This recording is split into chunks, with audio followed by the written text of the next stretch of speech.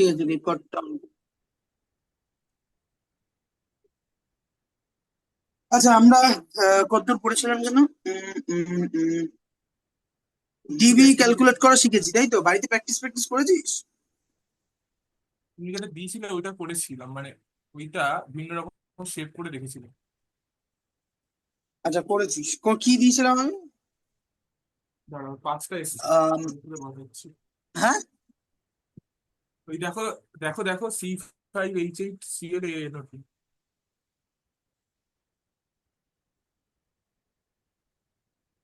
C5H কোথায়? আমি দেখতে পাচ্ছি না। তুমি আমার ClNO2। নোটে দেখো। C5H8 C5H8 ClNO2, তাই তো? এই লালটা? হ্যাঁ হ্যাঁ। এটা তো আমি করে দিয়েছিলাম বোধহয়। না, এটা বিভিন্ন শেপ করে বলেছি, মানে যত রকম স্ট্রাকচার হয় সেগুলো এঁকেছি। ও আচ্ছা আচ্ছা, সেটা করেছিস? সে কতগুলো স্ট্রাকচার বের করতে পেরেছিস? ছটা। মানে মানে কি বলবো,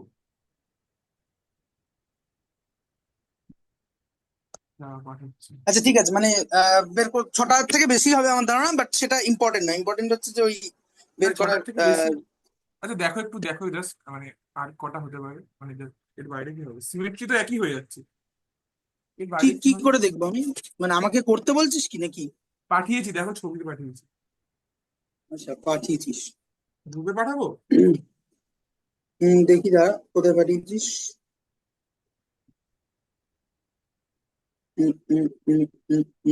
ফটো অ্যাকসেপ্ট করো, কথা বলো।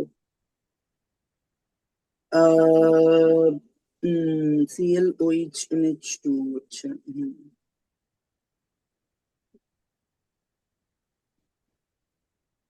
হ্যাঁ, এখানে আমাকে কি দেখতে বলছিস? কি ঠিক হয়েছে না ভুল হয়েছে? মানে ওইটাও দেখো, আর আর কি হতে পারে সেটা একটু, মানে যদি এখানেই লিখে দাও। আরো অনেক হতে পারে, মানে এটা নিয়ে, মানে আমি এটা এই জন্যই দিয়েছিলাম যে বাকিরা হয়তো প্র্যাকটিস মানে ওটা করে দেখেনি, কিন্তু যদি করতো তাহলে যেটা হতো যে তোরা নিজেরাই বুঝতে পারতি যে আহ, অনেক নতুন নতুন, মানে তুই ছটা করেছিস, চন্দ্রিমা যদি ছটা করতো আমি নিশ্চিত তার মধ্যে দু তিনটে থাকতো ইউনিক, মানে চন্দ্রিমার দু তিনটে থাকতো যেটা তুই করিস না, বা তোর দু তিনটে থাকতো যেটা চন্দ্রিমা করেনি। অর্কিতার ক্ষেত্রে সেটা সত্যি। ফলে এখানে অনেকগুলো স্ট্রাকচার হতে পারে, অনেকগুলো স্ট্রাকচার হতে পারে, ফাংশনাল গ্রুপ হতে পারে, ঠিক আছে? না, মানে যেটার আমাকে মানে জন্য আমি ওইভাবে করেছি যে একটা ডবল বন্ড, চারটে, মানে কি বলবো, রিং না রিং না, তুই একটা ঠিকই একটা করেছিস, ডবল। মানে তুই যেগুলো করেছিস আমি যেটুকু দেখলাম কুইকলি, তাতে আমি কিছু ভুল ভুল মানে এমনি ভুল কিছু কিছু পেলাম না, ঠিক আছে? সো বাকিরাও এরকম করবি, হ্যাঁ, ছোট ছোট হোমওয়ার্ক গুলো একটু খেয়াল করে করবি, তাহলে ভালো শিখতে পারবি। না হলে কিন্তু ওটা সবসময় দূরেই থেকে যাবে যে কি করে জানি করে বাবা, পারি না কিছু, ঠিক আছে? তাহলে ওটা করতে হবে। হ্যাঁ। এবার আমি যেটার জন্য আরো দিয়েছিলাম, যেটা তোরা সবাই মিলে করলে পরে বেশ ভালোই হতো। আজ আজকের ডেট হচ্ছে কত তারিখ? 23/2025। আচ্ছা, আচ্ছা, আরেকটা প্রশ্ন অর্গানিক আছে। কেমিস্ট্রি এরকম প্র্যাকটিস করতে হবে। হ্যাঁ, কি বললি? তুই বলে না, তারপর বলছি। তোর সাউন্ডটা তো আসতে শোনায় কেন? জানি না আমার। বাকিটা দেখি একটু কথা দেখো বলতে দিন। এবার ঠিক আছে, বাকিদের তো ও ঠিকই হ্যাঁ, আছে, আমি একটা। বাকিটা একটু আওয়াজ দিয়ে দেখি।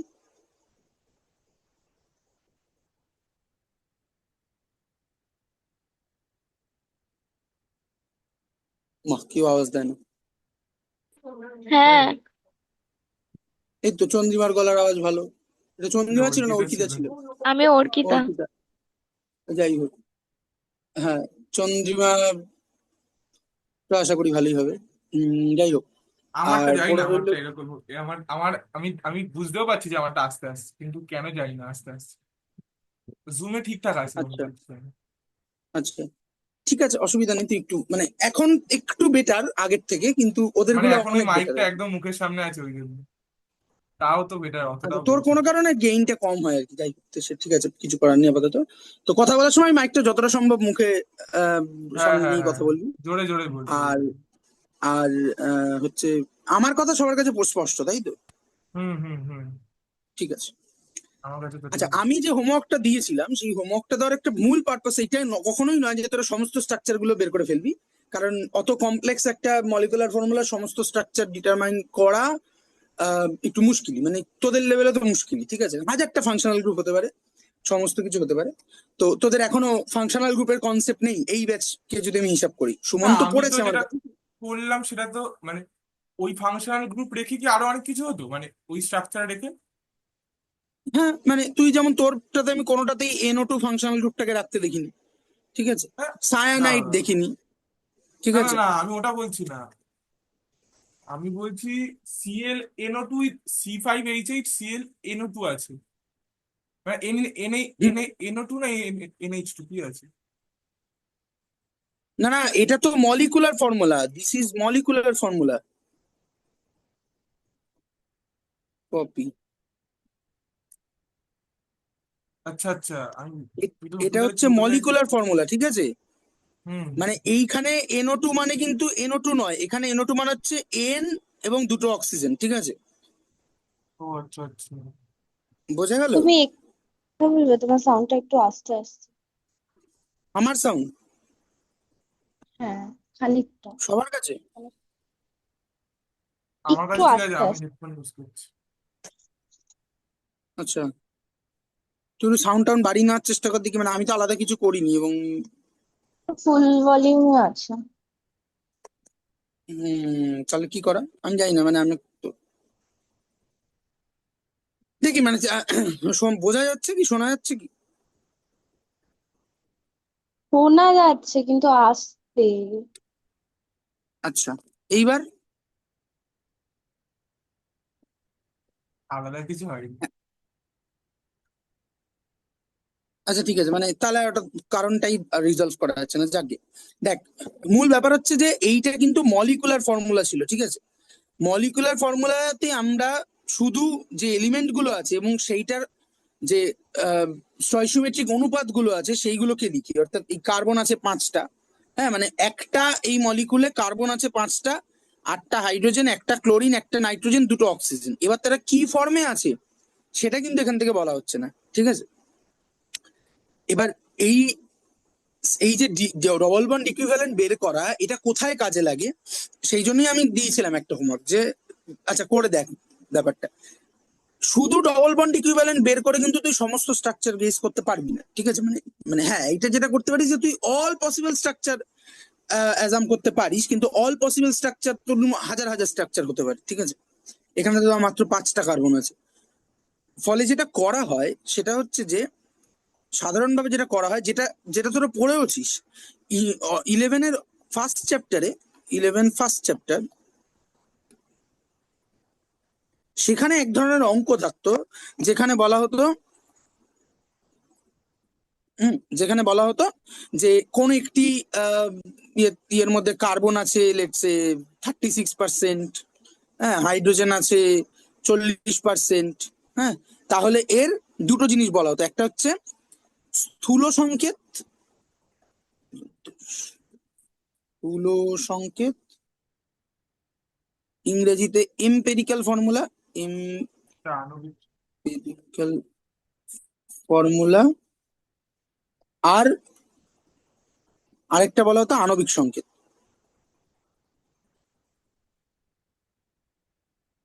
ইংরেজিতে মলিকুলার ফর্মুলা।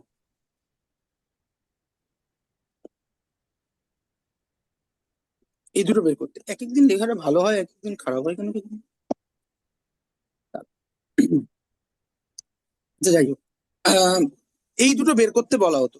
হ্যাঁ এই দুটোর কিন্তু হিস্টোরিক্যাল কারণ আছে, হ্যাঁ তোদেরকে ফার্স্ট চ্যাপ্টার পড়ানোই হয় না প্রায় বেশিরভাগ ক্ষেত্রেই, আর যেখানে পড়ানো যদি পড়ানো হয় এগুলোকে ওই অঙ্কের মতো করেই ট্রিট করা হয়। তবে আমি আমার মনে করছে আমি তোদের ব্যাচটা স্কুলে যখন পড়িয়েছিলাম তখন আমি অ্যাটলিস্ট একটা দিনের কথা তো আমার মনে পড়ছে যেখানে আমরা এটা অঙ্কগুলো করেছিলাম, ঠিক আছে।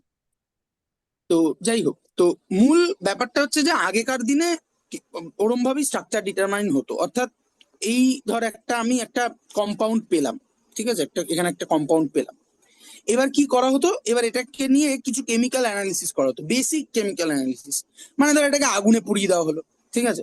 তো আগুনে পুড়িয়ে দিলে কি হবে, আগুনে পুড়িয়ে দিয়ে প্রথমে দেখতো কোনো কার্বন ডাই অক্সাইড গ্যাস বেরোচ্ছে কিনা, ঠিক আছে।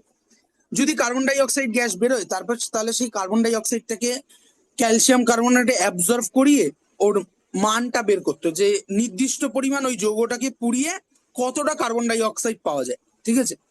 এইরকম কিছু বেসিক কেমিক্যাল অ্যানালিসিস করা হতো, বা এলিমেন্টাল অ্যানালিসিস বলা হয় এটাকে, হ্যাঁ, মৌল বিশ্লেষণ। এই এলিমেন্টাল অ্যানালিসিস করে কি কি এলিমেন্ট বা মৌল ওই যৌগটার মধ্যে রয়েছে সেটাকে আইডেন্টিফাই করা হতো, এবং তাদের একটা মোটামুটি প্রপোর্শন, ঠিক আছে, যে অক্সিজেন আছে 40%, কি হাইড্রোজেন আছে 40%, হোয়াট এভার, সেই প্রপোর্শনটা বের করা হতো।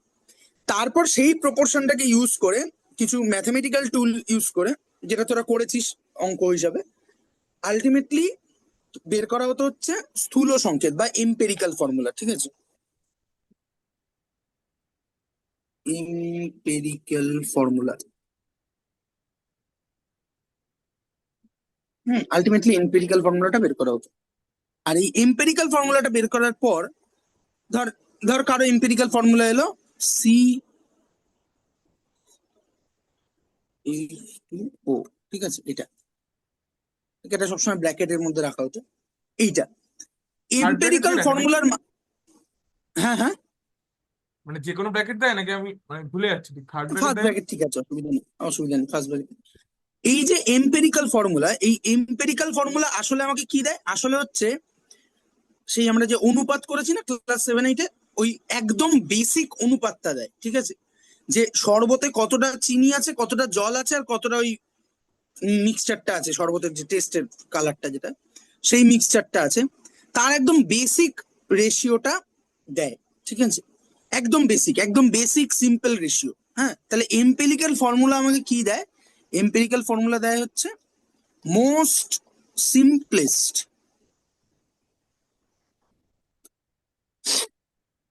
কি বলবো, এখান থেকে আণবিক সংকেতটা কি কি কি করে বার করবো? বলছি মোস্ট সিম্পল কম্পোজিশনাল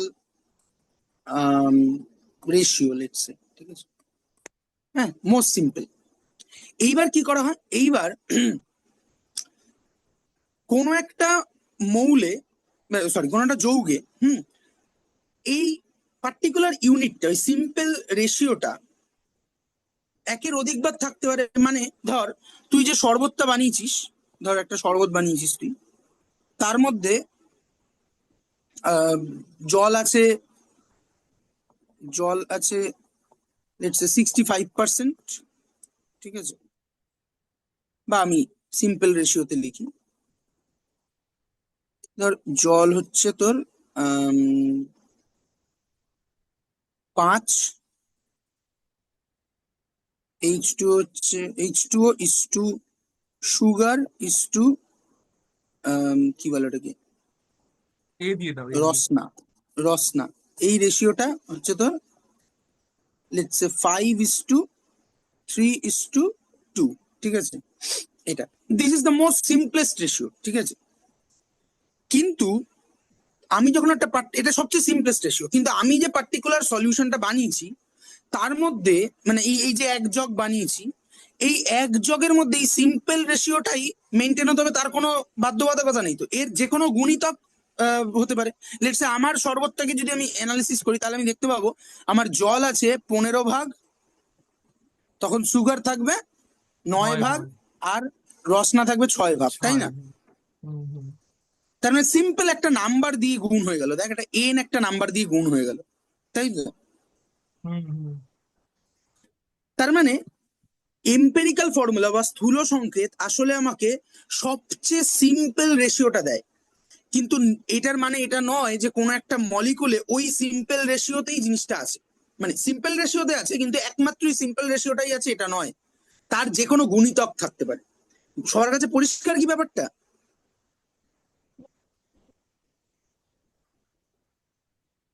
আমি বুঝতে মানে পেরেছি। আমি আরো যদি পরিষ্কার করে বলি, যে তোদের সবার বাড়িতে ধর একদিন আমাদেরকে নিমন্ত্রণ করেছিস, তা আমরা যাবো তো, ঠান্ডা পানীয় খাওয়াবি, তো তার জন্য ইউটিউব দেখেছিস তোরা, ইউটিউব দেখে দেখেছিস যে ভালো ঠান্ডা পানীয় বানানোর রেশিওটা হচ্ছে 5:3:2। কিন্তু যদি তুই 5:3:2 নিস, মানে সবগুলোকে আমরা যদি লেটস সে ml এ ধরি, ঠিক আছে, ধর 100 ml এর রেসপেক্টে ধরছি, তাহলে কি 500 ml জল, 300 ml সুগার, আর ধর 200 ml আমার ওই রসনাটা দিতে হবে, ঠিক আছে? কিন্তু তুই হিসাব করে দেখলি তাহলে আমার টোটাল সলিউশনটা কত হলো, 1000 1 ml। লিটার। কিন্তু তুই দেখলি যে আমার যা লোক আসবে তাতে 1000 ml আমি কোলাতে পারবো না, আমাকে 5000 ml মানে 5 লিটার বানাতে হবে। তাহলে তুই কি করবি, তুই সিম্পলি প্রত্যেকটাকে 5 দিয়ে গুণ করে দিবি, তাই তো? হুম। হুম। সুমন্তর বাড়িতে দেখা গেল যে ওটা 8 লিটার লাগবে, তাহলে ও কি করবে, ও সিম্পল রেশিওটাকে 8 দিয়ে গুণ করে দেবে, তাই না? ঠিক তেমনি স্থূল সংকেত তোকে বেসিক রেশিওটা দেয়, একদম সিম্পল রেশিওটা। কিন্তু তার মানে এটা নয় কোনো একটা মলিকুলে এক্স্যাক্টলি ওইটার একটা ইউনিটটাই আছে, না, একের অধিক ইউনিটও থাকতে পারে।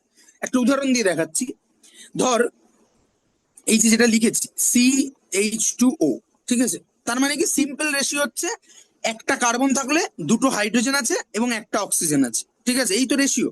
মানে এটার মানে হচ্ছে carbon is to hydrogen is to oxygen, এর রেশিওটা হচ্ছে 1:2:1। গেল। এই তো ব্যাপার। এই সেম কম্পোজিশন বা সেম রেশিওতে অনেকগুলো যৌগ পাওয়া সম্ভব, ঠিক আছে? হুম, অনেকগুলো যৌগ পাওয়া সম্ভব। যেমন ধর তুই যদি একে 6 দিয়ে গুণ করে দিস, ঠিক আছে? তার মানে তুই না মানে সিম্পল অনেকগুলো রেশিওটাকে মানে তো 6 দিয়ে গুণ, অসংখ্যই হবে। না সবাই যে এক্সিস্ট করে সেটা নয় আর কি। মানে তুই যা খুশি লিখলি সেটা যে সেই কেমিক্যাল ফর্মুলাটা এক্সিস্ট করবে তা নয়, ঠিক আছে? হুম, কেন মানে কেন? এটা আমরা আরো, হ্যাঁ হ্যাঁ, আচ্ছা, মানে এক্সিস্ট মানে আমার এক্সিস্ট করতে হবে এমন কথা আছে, মানে করতেই হবে? না এমন কোনো কথা নেই। আমি ওই জন্যই তো, এমন কোনো কথা নেই যে এক্সিস্ট করতেই হবে। হ্যাঁ, এটা একটা ব্যাপার, সেটা হচ্ছে যে এরকম হতেই পারে মানে এখনো তোদের কাছে এটা তো পরিষ্কার নয় যে একই মলিকুলার ফর্মুলা থাকা সত্ত্বেও অনেকগুলো মলিকুলার হ্যাঁ হ্যাঁ স্ট্রাকচার হতে পারে, ঠিক আছে? হুম, হ্যাঁ হ্যাঁ, ওই তো সেটা আমরা আইসোমারিজমে গিয়ে পড়বো। আইসোমার দেখবো। হ্যাঁ হ্যাঁ। হ্যাঁ, আইসোমারিজমে গিয়ে পড়বো, আপাতত আমরা ওখানে যাচ্ছি না। আমরা সির্ফ এই জায়গায় থাকছি যে আমরা তার মানে একটা সিম্পল রেশিও পেলাম। সেই সিম্পল রেশিওটাকে আমি যদি মাল্টিপ্লাই করি তাহলে আমি আলটিমেটলি মলিকুলটা পাবো। তার মানে কোন একটা মলিকুলে, যেমন একটা বাড়ি তৈরির সিম্পল রেশিও কি, লেটস সে একটা ইট আর এক চামচ সিমেন্ট, ঠিক আছে? এটা একটা বাড়ি তৈরির সিম্পল রেশিও। কিন্তু একটা দুতলা বাড়িতে যতগুলো ইট আর যতগুলো সিমেন্ট ইউজ হয়েছে, মানে এই ইট আর সিমেন্টের যে গুণিতকটা ইউজ হয়েছে, নিশ্চয়ই একতলা বাড়িতে ততগুলো হয়নি, চারতলা বাড়িতে তার থেকে বেশি হয়েছে। ঠিক তেমনি এইটা হচ্ছে সিম্পল রেশিও, যেটা লিখেছি এটা হচ্ছে সিম্পল রেশিও। এই সিম্পল রেশিওটা কোন একটা মলিকুলে কতবার আছে। যেমন ধর একে যদি 6 দিয়ে গুণ করে, এটা যদি 6 বার থাকে তাহলে কি হবে ফর্মুলাটা, C6H12O6। এটা কার কার ফর্মুলা? গ্লুকোজ। গ্লুকোজ।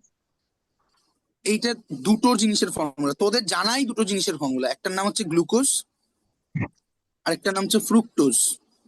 আচ্ছা। এই দুজনের একই ফর্মুলা, ঠিক আছে? কিন্তু দুজনের স্ট্রাকচার আলাদা, দুজনে কমপ্লিটলি আলাদা যৌগ। এখান থেকে আইসোমার দুটো তো, আইসোমারিজমের তাই গল্পটা তো? আছে। হ্যাঁ, দুটো হুম। আইসোমার, ঠিক আছে? দুটো আইসোমার। গ্লুকোজকে দেখতে হচ্ছে এরকম, মানে আমি ফিশার প্রজেকশনে লিখছি, এগুলো আমরা সব শিখবো। বাট হ্যাঁ ওইচ এটা তো দেখিয়েছি। OH H H OH OH H, তোদের কার্বোহাইড্রেট কেমিস্ট্রিও আছে, ফলে গ্লুকোজ ফ্রুক্টোজের স্ট্রাকচার তোদেরকে শিখতেই হবে ফর্মালি। হ্যাঁ, এটা হচ্ছে গ্লুকোজ। আর ফ্রুক্টোজ হচ্ছে, আচ্ছা এগুলো সব কার্বন কিন্তু, হ্যাঁ, যদি এইভাবে দেখতে অসুবিধা হয় তাহলে এটা কার্বন। এগুলোতে সব কার্বন আছে। আচ্ছা, ফ্রুক্টোজ কিরম দেখতে, C ডবল বন্ডেড O,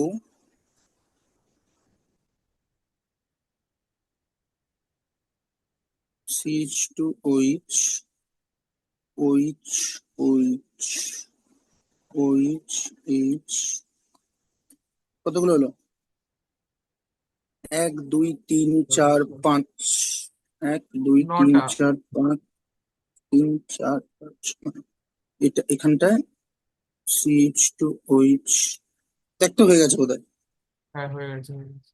হুম, তাহলে বেসিক্যালি খেয়াল করে দেখ যে এইখানে মেইন ডিফারেন্সটা হচ্ছে এটা একটা অ্যালডিহাইড গ্রুপ আছে, এখানে একটা, এখানে একটা কিটোন গ্রুপ আছে, হ্যাঁ, ফ্রুক্টোজে,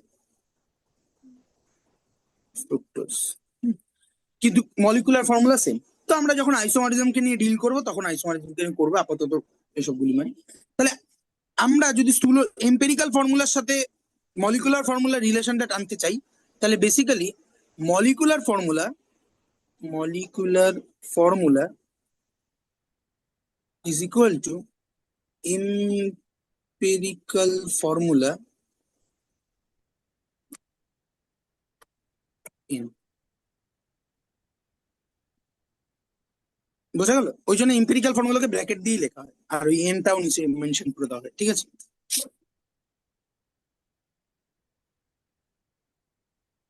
অনেক কিছু শিখবো কিন্তু এক একটা ক্লাসে, হ্যাঁ সবাই একটু মন দিয়ে পড়াশোনা করবি, নাহলে কিন্তু কিচ্ছু লাভ হবে না। অফলাইন অনলাইন কোথাও পড়েই কিছু লাভ হবে না, ঠিক আছে? এখন শুরুর দিক আছে, প্লাস অফলাইন ক্লাস শুরু হবে করছে। আমি একটু ধীরে ধীরে অনলাইন ক্লাসটা একটু ধীরে ধীরে যাচ্ছি, যাতে কমপ্লেক্স জায়গাগুলো আমি অফলাইনে ডিল করতে পারি। কিন্তু অফলাইন ক্লাসেও কিন্তু প্রচুর জিনিস পড়া হবে। একটা 2.5 ঘন্টার ক্লাস পেলে সেখানে অ্যাটলিস্ট 10-12টা ইম্পর্টেন্ট টপিক নিয়ে আমরা কথা বলবো, ঠিক আছে?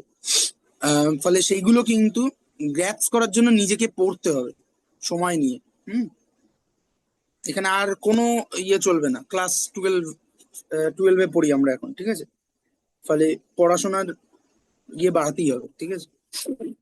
এখানে যে 3জন আছিস তার মধ্যে একজনেরই আহ অর্কিতার অঙ্ক আছে নাকি? হ্যাঁ আছে। আচ্ছা, অর্কিতার অঙ্ক আছে। যাদের অঙ্ক ফিজিক্স আছে তাদের পড়াশোনা এমনিই বেশি, তাহলে তাদেরকে বেশি পড়তেই হবে। সেক্ষেত্রে চন্দ্রিমাদের একটু রিলিফ আছে যে ওদের অঙ্ক ফিজিক্স পড়তে হচ্ছে না, ঠিক আছে? সেইটাকে ইউটিলাইজ করতে হবে অন্য জায়গায় আর কি, মানে বাকি সাবজেক্ট গুলোতে। হুম। আহ, উচ্চ মাধ্যমিক লেভেলে এই পড়া এইবার বোধহয় মানে 11টা, আমি জানি না তোরা কে কিভাবে কাটিয়েছিস, কিন্তু আমি যাদের গল্প জানি, সেটা সুমন্ত হোক খানিক চন্দ্রিমা হোক, হুম, সবার গল্পই কম বেশি জানি, ফলে খুব ভালো করে কাটেনি। 12-এ কিন্তু নিজেদেরকেই একটু পুশ করতে হবে যেন আমি পড়াশোনাটা একটুখানি ফেঁদে কষে করতে পারি, ঠিক আছে? সময় মেপে পড়া যায় না, এটা ঠিক কথা, আমি কোনোদিনও পারিনি, যারা পারে পারে। কিন্তু দিনের শেষে সময় হিসেব করে যেন দেখা যায় আমি অ্যাটলিস্ট 12-13 ঘন্টা পড়াশোনাটা করেছি, ঠিক আছে? নিজেকে একটা মজদুরের জায়গায় ফেলবি, হ্যাঁ, মজদুরের জায়গায় ফেললে পরে, বা একটা একটা একটা কর্পোরেট লেবার বা যা যেটা তোর ভালো লাগে, যেই কাজ করতে তুই চাস আর কি, সেই কাজের জায়গায় ফেলবি। ফেলে সেইভাবে ভাবার চেষ্টা করবি, হ্যাঁ। একটা মজদুরকে 9 ঘন্টা পরিশ্রম করতে হয়, বাড়ি থেকে কাজে যেতে 1.5-2 ঘন্টা, ওদিক থেকে ফিরে আসতে 1.5-2 ঘন্টা, সব মিলিয়ে দেখ 12-13 ঘন্টাই হচ্ছে, ঠিক আছে? তো একটা মজদুর যদি 12-13 ঘন্টা খাটতে পারে, তুই কেন খাটতে পারবি না? তো এই 12 ঘন্টা যেন আহ পড়াশোনাটা করা যায়, হ্যাঁ, পারলে আরেকটু বেশি টাইম ধরে না হলেও তাই ওতে মানে স্কুলে আমি মানে সহজ কিছু ট্রিক শিখিয়ে দিতে পারি তোদেরকে এখন। খুব বেশি ট্রাভেল করতে হয় না, ঠিক আছে? আর যেমন আমাদেরকে কলেজ লেভেলে অনেক ট্রাভেল করতে হতো, এক একটা পড়াতেই যেতে হতো 1.5 ঘন্টা সময় লাগতো। ফলে তোদেরকে আমি ওই টাইমটা ছেড়েই দিলাম, সাইকেল চালিয়ে স্কুলে যাচ্ছিস বা পড়তে যাচ্ছিস, 10 মিনিট 20 মিনিট কোনো ব্যাপার না। কিন্তু তোর হচ্ছে স্কুলে, এই যে তোরা বলিস না স্কুলে অফ পিরিয়ড আছে, তো অফ পিরিয়ড আছে তো ভালো, তো অফ পিরিয়ড আছে মানে তোকে স্কুলে যেতে হচ্ছে কোনো একটা কারণে, কারণ ওই দিন প্র্যাকটিক্যাল আছে বা কিছু আছে, সেখানে হয়তো 3টে অফ পিরিয়ড আছে, 3টে অফ পিরিয়ড মানে প্রায় 3 ঘন্টার কাছাকাছি সময়। ইউটিলাইজ ইট, সেখানে কেমিস্ট্রি যেটা আগের দিন পড়ানো হয়েছে পড়ে ফেল, অন্য কোনো হোমওয়ার্ক থাকলে করে ফেল, ইনস্টেড অফ ঘুরে বেড়ানো বা বন্ধুদের সাথে গল্প করা, সেগুলো হোক না, কোনো সমস্যা নেই, কিন্তু তার বাইরেও ওটা করা যায়, ঠিক আছে? এইভাবে জিনিসপত্রকে ইউটিলাইজ করতে হবে, ঠিক আছে? তারপরে পড়তে যাওয়া আছে, ঠিক আছে? প্রতিদিনই তোদের কম বেশি সব মিলিয়ে দেখবি সকালে একটা বিকেলে একটা পড়া হলে পড়াও, 4 ঘন্টা 5 ঘন্টা তোদের পড়তেই সময় লেগে যায়, মানে লোকের কাছে পড়তে যেতেই সময় লাগে। হ্যাঁ, 5 ঘন্টা লোকের কাছে পড়লি, স্কুল কটা 10:30 থেকে 4:30 নাকি? হ্যাঁ, এইরকমই থাকবে। 10:30 থেকে 4:30 মানে 6 ঘন্টা, তাহলে এখানেই দেখ 6 + 11 ঘন্টা হয়ে যাচ্ছে। এবার এই যে 11 ঘন্টা, এই 11 ঘন্টা আসলে রিফ্লেক্টেড হয় না কেন? তার কারণ হচ্ছে এই 11 ঘন্টা তাও হয়তো লোকের কাছে গেলে পরে, মানে লোকের যাদের কাছে তোরা পড়িস ইনক্লুডিং আমার কাছে, তাদের কাছে গেলে হয়তো তাও ওই 5 ঘন্টায় খানিক কিছু পড়া শোনা হচ্ছে, বা সেটাও একটা ব্যাপার, নিজেদেরকে একটু ক্রস চেকে রাখবি যে আমি কতটা শিখতে পারছি, হ্যাঁ, কতটা শুনতে পারছি, যা পড়ানো হচ্ছে সমস্ত জায়গায়, শুধু আমার কাছে নয়, যে যেখানে পড়িস, যে সাবজেক্ট পড়িস, যে আমি কতটা ফলো করতে পারছি, হ্যাঁ। সেইটা চেষ্টা করতে হবে যেন এটা মিস না হয়। আমি 5 ঘন্টা প্রতিদিন কারো না কারো কাছে কোনো না কোনো সাবজেক্ট পড়ছি, তাহলে এই 5 ঘন্টার ম্যাক্সিমামটা যদি আমি ইউটিলাইজ করতে পারি, আমার ওখানেই পড়া হয়ে যায়। আমি সপ্তাহে একদিন বাংলা পড়তে যাচ্ছি 2 ঘন্টা বা 3 ঘন্টা, হোয়াট এভার, যদি ওই 3 ঘন্টাটা আমি ম্যানেজ করতে পারি, তাহলে আমার আর বাড়িতে এসে বাংলা পড়তে লাগে না। মানে আমি খুব দায়িত্ব নিয়ে বলতে পারি যে একটা সপ্তাহে যদি কেউ 3 ঘন্টা কারো কাছে গিয়ে বাংলা তুই পড়িস, পরীক্ষার আগের 10-15 দিন ছাড়া আর বাংলা পড়তে লাগে না, ইংরেজি পড়তে লাগে না। হয়তো ইংরেজি গ্রামার একটু প্র্যাকটিস করলেও করতে হতে পারে যাদের গ্রামারটা একটু দুর্বল থাকে বা কিছু, কিন্তু তা ব্যতীত লাগে না। ফলে কত সিম্পল হয়ে যায়। এই ডি ক্লাটার করে দেখার দরকার আছে। আমি বাংলা পড়তে যাচ্ছি, তোরা সবার বাংলা টিচার আছে? না, আমার তো নেই। আচ্ছা, তোর নেই তো। বাকিরা বাংলা পড়তে যায় সপ্তাহে 2-3 ঘন্টা, তাহলে তুই 2-3 ঘন্টা বাংলা পড়বি বাড়িতে বসে, ঠিক আছে? হ্যাঁ, তো এইটা চেষ্টা করতে হবে। তার থেকেও বড় একটা দিক হচ্ছে স্কুলের যে 6.5 ঘন্টা বা 6 ঘন্টা, এই 6 ঘন্টা যেন ফাঁকা না যায়। তুই স্কুলে যাচ্ছিস 6 ঘন্টা, তার মধ্যে একটা স্কুলগুলোর ক্লাসই খুব খারাপ হয়ে যায়, মানে ক্লাসে কিছু থাকে না, ইনক্লুডিং আমার ক্লাস ধরেই বলছি তোদের জন্য, ঠিক আছে? আমার ক্লাসেও আমি খুব আহামরি কিছু পড়িয়ে উঠতে পারি না, ঠিক আছে? ফলে একমাত্র প্র্যাকটিক্যাল হলে তোদের কিছু লাভ হলেও হতে পারে। তো এই যে আম, তুই স্কুলে যাচ্ছিস, স্কুলে যে ক্লাসগুলো হচ্ছে হচ্ছে হোক হোক গিয়ে, কিন্তু এই যে ম্যাক্সিমাম নাম্বার অফ ক্লাস তোদের হয় না, ঠিক আছে? Utilize that. তাহলেই দেখতে পারবি তোর অনেকটা সময় ওখানে পড়া হয়ে যাচ্ছে। তারপর বাড়িতে এসে দিনে 2 ঘন্টা পড়লেই এনাফ। সেই 2 ঘন্টা তুই এমনি হয়তো পড়িস, কারণ তোর হোমওয়ার্ক থাকে, লোকের হোমওয়ার্ক থাকে বা কিছু কিছু তো থাকে। ফলে ওই দিনে ওই 2 ঘন্টাই হয়তো তোরা পড়ার সুযোগ পাস। পরে ভাবছিস যে আর কোথাও তো সময় পাচ্ছি না টাইম বের করার। আসলে এইখানে তোদের টাইমটা মিস হয়ে যাচ্ছে। ওই স্কুলের 6 ঘন্টার মধ্যে 5 ঘন্টাও যদি ইউটিলাইজ করা যায়, আর লোকের কাছে পড়তে যাওয়ার যে 5-5.5 ঘন্টা সেটাকে যদি ইউটিলাইজ করা যায়, 10 ঘন্টা এখানেই হয়ে যাচ্ছে। তারপরে শুধু আরেকটু বেটার করার জন্য তোকে চেষ্টা করে দিনে 2-3 ঘন্টা এক্সট্রা পড়তে হবে। সেই টাইম বের করাও খুব আহামরি কিছুর ব্যাপার না, ঠিক আছে? আর সব দিন যে সমান পড়া হবে তাও নয়, কিন্তু একেবারে কম যেন না পড়া হয়। এটা না করলে কিন্তু ম্যানেজ করে উঠতে পারবি না। দুনিয়া অনেক কথা বলবে যে ওদের অমুকের মাথা ভালো, তোর তো মাথা ভালো না, দেখ চেষ্টা করে। মানে দুটোই সমস্যা কিন্তু, হ্যাঁ, যে এক দলের বাবা মা বা বাড়ির লোক আছে যারা আননেসেসারি প্রেশার ক্রিয়েট করে, আবার এক দলের বাবা মা আছে যে যারা মানে ওই আর কি, যে খানিক এক অর্থে মাথার মধ্যে এটা ঢুকিয়ে দেয় ছোট থেকে যে তোর তো ভাই মাথা ভালো না। এটা খুব ডেঞ্জারাস একটা জিনিসপত্র। মানে প্রথমটার থেকেও দ্বিতীয়টা বেশি ডেঞ্জারাস, ঠিক আছে? হ্যাঁ, প্রথমটা ডেঞ্জারাস, অবশ্যই ডেঞ্জারাস, কিন্তু প্রথমটা হয়তো ডেঞ্জারাস হলে পরেও আহ, মানুষকে একটু পরিশ্রমিক করে দিলেও করে দিতে পারে। আমি খুব পছন্দ করি না, কিন্তু করে দিলেও করে দিতে পারে। যে হ্যাঁ, খুব আমি বহু লোককে তো চিনি যাদেরকে বাবা মারা খুব প্রেসারে রেখেছিল, তারা নিজের জীবনে কিছু একটা গড়ে পিঠে নিয়েছে। হয়তো তারা তার তার কষ্টে সে তার মানবিক সত্তাটাকে হারিয়ে ফেলেছে, সে একটু খারাপ মানুষ হয়েছে, কিন্তু সে আলটিমেটলি তার কিছু একটা কন্ট্রিবিউট করার, সোসাইটিতে কন্ট্রিবিউট করার মতো কোনো একটা জায়গায় সে চলে গেছে। কিন্তু যাদের বাবা মারা ওই মাথায় ওটা ঢুকিয়ে দেয়, বাবা মা বলে শুধু বাবা মাকে বলছি না, আমি পুরো রিলেটিভ এন্ড অল দ্যাট হচ্ছে যে তোর তো মাথা ভালো না। আমি এরকম লোককেও চিনি, এবং সেই ব্যক্তি আমার খুব কাছের ব্যক্তি, ঠিক আছে? তাকে আমি মানে ওই আর কি, সে এগিয়ে নিজেকে গুজে দিতে পেরেছে, সে এখন অর্থ উপার্জনও করে, কাজও করে, সবকিছু করে, কিন্তু আম, তাকে ওই যে ছোট থেকে ওটা বলা যে ইউ আর নট, মানে you are not a good student or something like that.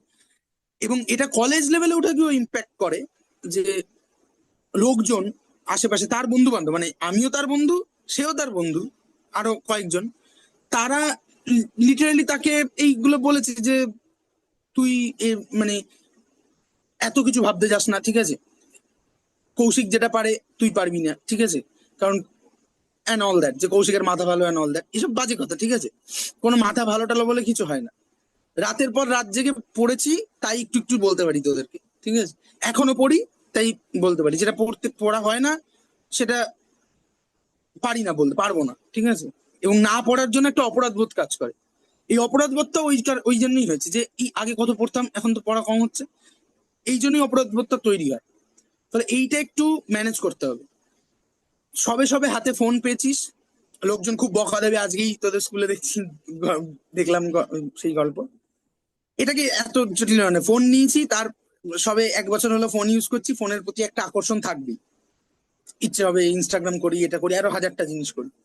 কিন্তু চেষ্টা করবি যে ওটাকে যতটা কি বলবো দূরে রেখে, যখন ইনস্টাগ্রাম করছিস ফুল ফুল ইনস্টাগ্রাম কর, কোনো অসুবিধা নেই, রিল বানা, হোয়াট এভার যা ইচ্ছে কর, ঠিক আছে। কিন্তু যখন সেটা করছিস না, তখন যেন ফোনটা নিজের দেহ থেকে অনেকটা দূরে থাকে। হুম।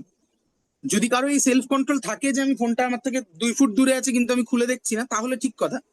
কিন্তু যদি না থাকে তাহলে পারলে ওই ফোনটাকে ফ্লাইট মোডে দিয়ে আম, একটু দূরের টেবিলের ডয়ারে বা কোথাও রেখে আছে, যেখানে তোকে বিছানা উঠে যেতে হবে, ঠিক আছে। হ্যাঁ। তো এইটা করে দেখ, হ্যাঁ, কারণ এই জিনিসগুলো, এটাকে কিন্তু তুই, তোর দোষ নয়। তুই ইনস্টাগ্রামে, একটা ইনস্টাগ্রামও নয়, একটা মেসেজ আসবে, সেই মেসেজটা তুই দেখতে ঢুকবি, হয়তো স্কুলের গ্রুপ থেকে একটা মেসেজ এলো যে কালকে কিছু গরমের জন্য ছুটি পড়ছে। তো তুই ওই মেসেজটা দেখার জন্য ঢুকলি, টুক করে সুইপ করে ইনস্টাগ্রামে গেলি বা ইউটিউবে গেলি, এই রিলস দেখতে শুরু হলো, তুই 25 মিনিট পর রিয়ালাইজ করবি তুই 25 মিনিট ধরে রিলস দেখছিস। কারো কারো ক্ষেত্রে এটা আরো বড়। এখানে তোর কিছু করার নেই। এখানে বহু শিক্ষিত মানুষকে বসিয়ে রাখা হয়েছে, মায়না দেওয়া হচ্ছে, তারা গবেষণা করছে যে কি করে মানুষের অ্যাটেনশন গ্র্যাব করা যায়। তাহলে এইখানটা তুই কিছু করে উঠতে পারবি না। তোকে ওটাকে একদম বলে না যে সমূলে ইয়ে করতে হবে।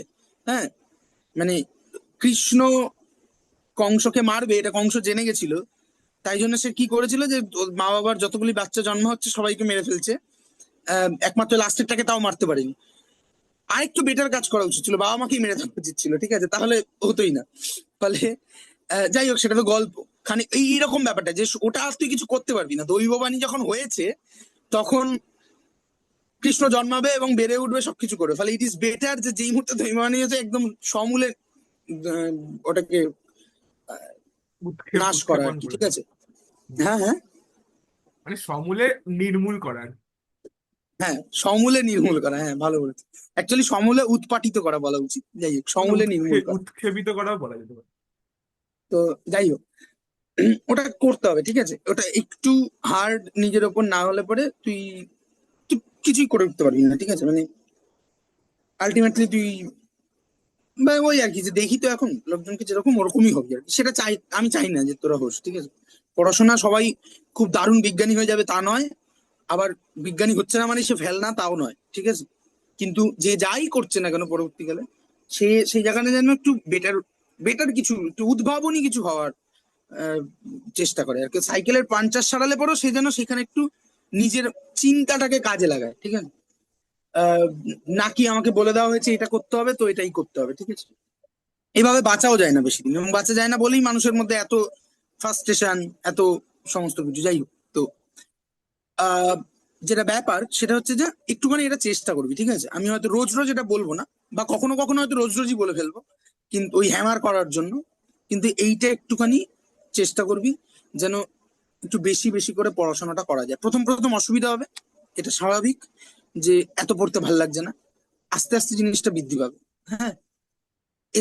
এটা করতে গিয়ে যদি কোনো হেল্প দরকার হয়, কোনো কারণ তোরা সবে সো কল্ড একটু বড়দের পড়াশোনা করার পড়াশোনায় আছিস আর কি, হয়তো অনেকেই এখান থেকে আর কন্টিনিউ করবি না, অন্যদিকে চলে যাবি যেখানে অত পড়াশোনা করতে হয় না। কিন্তু এই 1 বছর একটু চেষ্টা কর যে করার, এবং সেখানে যদি কোনো হেল্প দরকার হয় আলাদা করে জিজ্ঞেস করবি যে আমার এই সমস্যাটা হচ্ছে, এটার জন্য কি করা যেতে পারে, ঠিক আছে। আশা করছি হেল্প করতে পারবো। কারণ 2013-তে মাধ্যমিক দিয়েছি, এখন 2025, 12 বছর ধরে এই হায়ার লেভেলে পড়াশোনা করছি। অ্যাট দ্য সেম টাইম প্রায় 10 বছর ধরে পড়াচ্ছি। ফলে আশা করছি মানে স্বাভাবিক সমস্যাগুলোর সলিউশন দিতে পারবো। হ্যাঁ, কিছু অস্বাভাবিক সলিউশন প্রবলেম হলে পরে সেটা আলাদা কথা, কিন্তু পারবো। কিন্তু এইটাকে কিন্তু খুব তাড়াতাড়ি ম্যানেজ করে ফেলতে হবে। হ্যাঁ, পড়াশোনায় ফিরে আসতে হবে। অ্যাটলিস্ট আজকে এপ্রিল মাসের শেষ ভাগ চলছে, তো অ্যাটলিস্ট মে মাস, জুন মাস, আমি 2 মাসই যদি ধরি, আগামী 2 মাসের মধ্যে আমাকে পড়াশোনায় ফিরে আসতে হবে, ঠিক আছে। হুম। আহ, একটুখানি নিজের গরজ তৈরি করতে হবে। অঙ্ক বুঝতে পারছি না, ওই টিচারকে গিয়ে হ্যামার কর যে এই অঙ্ক, এটা আমি পারছি না, আমাকে বলে দিন কি করে করা যেতে পারে, কোথা থেকে করা যেতে পারে। এইটা আমি নিজের জীবনের অভিজ্ঞতা থেকে বলি, তোর যদি শেখার ইচ্ছে থাকে তুই শিখে নিবি। তুই যতটা শিখতে চাইবি তুই ততটাই শিখবি, ঠিক আছে। শিখে নিবি। হয়তো অন্যের থেকে একটু বেশি সময় লাগবে, কিন্তু মানে যার যে কোথাও গিয়ে শিখছে। কিন্তু আবার এটাও ঠিক যে কারো কাছে গিয়ে শেখে, সে কিন্তু ওই যার কাছে শিখছে তার মতো করেই শেখে, ঠিক আছে। কিন্তু যে নিজে এক্সপ্লোর করে শেখে তার শেখার গভীরতাটা অনেক বেশি হয়, ঠিক আছে? তাহলে এটা আমি খুব গ্যারান্টি সহকারে বলতে পারি, যদি তুই শেখার চেষ্টা থাকে, নিজের গরজ থাকে, তুই শিখে নিতে পারবি, ঠিক আছে? সে একটুখানি গরজটা তৈরি করবি। যাই হোক, তাহলে molecular formula is equal to empirical formula সাবস্ক্রিপ্টে এন, তার মানে এনটা ওখানে গুণ হয়ে যাবে, ঠিক আছে? আচ্ছা, আমি একটা বানিয়েছিলাম, সেটা কোথায় আছে? একটা প্রশ্ন উম, আছে আগের দিনের পড়ানো। হ্যাঁ, বল, এখানেই বল, আমি খুঁজতে খুঁজতে বল। আমি ওটা একটা তুলতে জিনিস মানে খুঁজছি। তোমাকে ওই একটা চার্টে চেয়ে যেতে হবে, বন্ড এনার্জির যে চার্টটা দেখিয়েছিলিস, হ্যাঁ, ওই বন্ড এনার্জির যে চার্টটা দেখিয়েছিলে আগের দিন, ওইখানে একটা প্রশ্ন আছে। আচ্ছা বল, সেই প্রশ্নটা আমি শুনছি। কিন্তু চার্টে মানে চার্টটায় যেতে হবে। চারটায় যেতে হবে।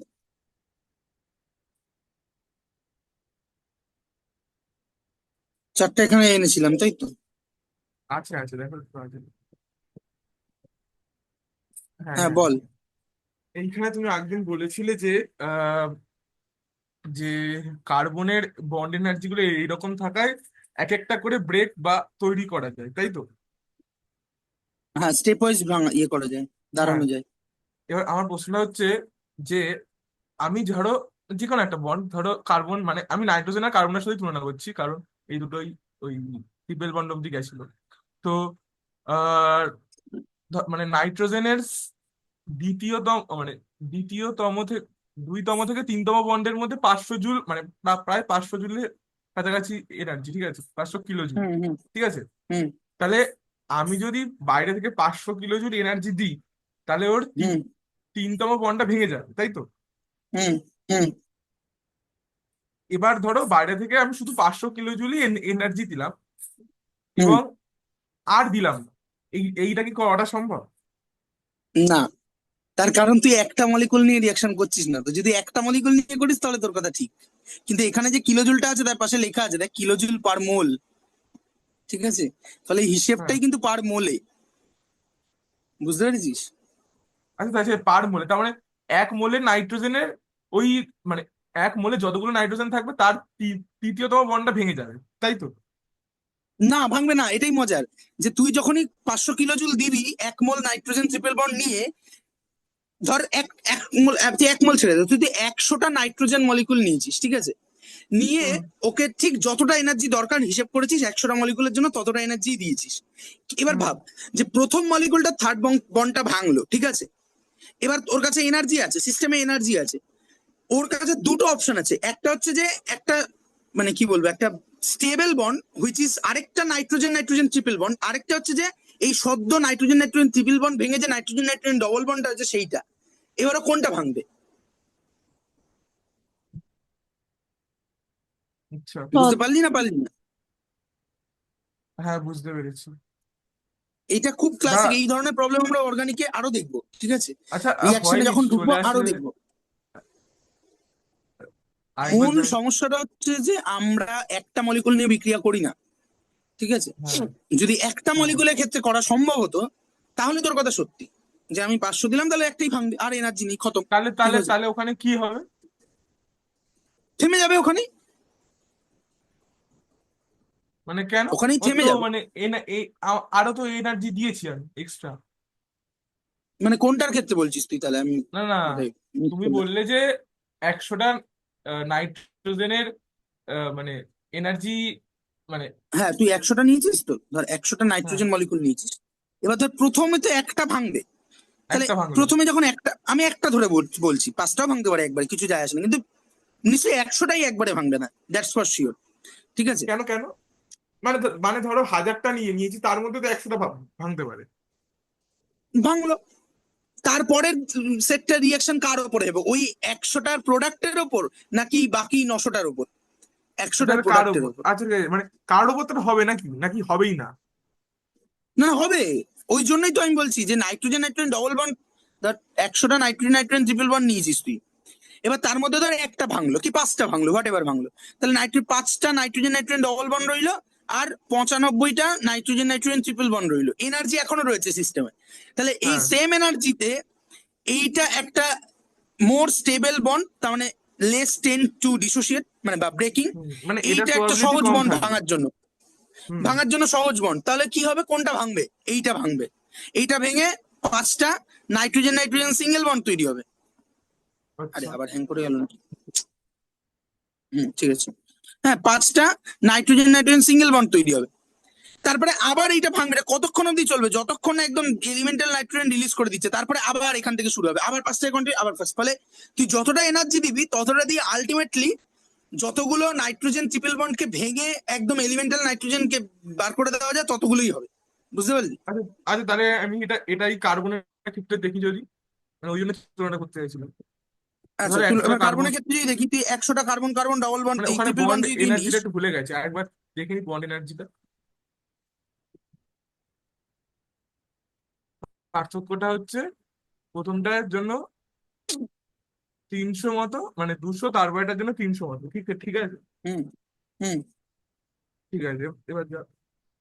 এবার যখন তুই এটা নিবি, ঠিক আছে, নাইট্রোজেন নাইট্রোজেন কোথায় গেল, sorry carbon carbon triple bond নিবি 100টা। ঠিক আছে, এখানেও ধর হুম। কার্বন কার্বন, তাহলে 5টা ডবল বন্ড হলো আর হুম। 95 খানা ট্রিপল বন্ড হলো। এবার হুম। কোনটা ভাঙা সহজ? কার্বন কার্বন ডবল বন্ড ভাঙা সহজ সহজ, না কার্বন কার্বন ট্রিপল বন্ডের থার্ড বন্ডটা ভাঙা সোজা? Third bond. থার্ড বন্ডটা। তাহলে রিয়াকশন কোথায় হবে? এটার উপর হবে। আচ্ছা, তার মানে এটার উপর হয়ে ও সবগুলোকে প্রথমে মানে দাঁড়া দাঁড়া দাঁড়া, ডবল বন্ডে নিয়ে আসবে, সবগুলোকে ডবল ডবল বন্ডে বন্ডে নিয়ে নিয়ে আসবে। আসবে। তার মানে তাহলে তো, আচ্ছা দাঁড়া দাঁড়া, তাহলে হ্যাঁ বুঝতে পেরেছি। তাহলে আহ আগেরটার ক্ষেত্রে যদি বলি, মানে ফার্স্ট স্টেজে কটা ভাঙবে এটা কিছুর উপর ডিপেন্ড করবে, মানে একদম ফার্স্ট স্টেজে, মানে এখানে এটা যে অনেকগুলো 5টা ফ্যাক্টরের কার্বন উপর ডিপেন্ড করে, সেটা কার্বন এখন কার্বন ডিটেলসে ডবল গিয়ে লাভ বন্ড নেই। হলো। আচ্ছা, মানে মানে এইটা হতে পারে ফার্স্টে যে 5টা কার্বন কার্বন ডবল বন্ড হয়ে গেল। 5টা, একটা নেই না, একটা নিয়ে সাধারণত একটা নিয়েই মানে বলে না আমি আমি 5টা। বলছি এটা কি হতে পারে যে 100টাই প্রথমে কার্বন কার্বন ডবল বন্ডে আসলো? না, এটা হবে না। তার কারণ হচ্ছে, তোরা তো এখন আরেনিয়াসের থিওরি পড়িসনি, মানে কেমিক্যাল কাইনেটিক্সই পড়িসনি, সেই জন্য আমি এটা বলতে পারছি না। অ্যাকচুয়ালি রিয়াকশন মেকানিজমের অনেকগুলো, মানে রিয়াকশনের অনেকগুলো মেকানিজম রয়েছে, ঠিক আছে, ফিজিক্যাল সায়েন্স ফিজিক্যাল কেমিস্ট্রি রেসপেক্টে। তার মধ্যে সবচেয়ে পুরাতন যেটা যেটা তোরা পড়বিও, কেমিক্যাল কাইনেটিক্স বলে যে চ্যাপ্টারটা আছে সেখানে পড়বি, সেটা হচ্ছে আরেনিয়াসের থিওরি। সেইটা বলে যে এটা যদি লেটসে আমার এনার্জি প্রোফাইল ডায়াগ্রাম বলা হয়, এই বরাবর এনার্জি ইনক্রিজ করছে আর এই বরাবর হচ্ছে রিয়াকশন কোঅর্ডিনেট। এই রিয়াকশন কোঅর্ডিনেটের মানে বলবো ওখানে পরে, ঠিক আছে। হ্যাঁ, মানে একটা প্যারামিটার, সোজা কথা, ঠিক আছে। তাহলে এই ধর রিয়াক্ট্যান্ট আছে, এখানে ধর প্রোডাক্ট, ঠিক আছে। তার মানে এইটা রিয়াক্ট্যান্টের এনার্জি, এটা প্রোডাক্টের হ্যাঁ, এনার্জি। আমি এটা দেখেছি। এই পার্টিকুলার কেসে আমি রিয়াক্ট্যান্টের থেকে প্রোডাক্টকে মোর স্টেবল ধরেছি। মোর স্টেবল হলে পরে এনার্জি কম হয়, হ্যাঁ।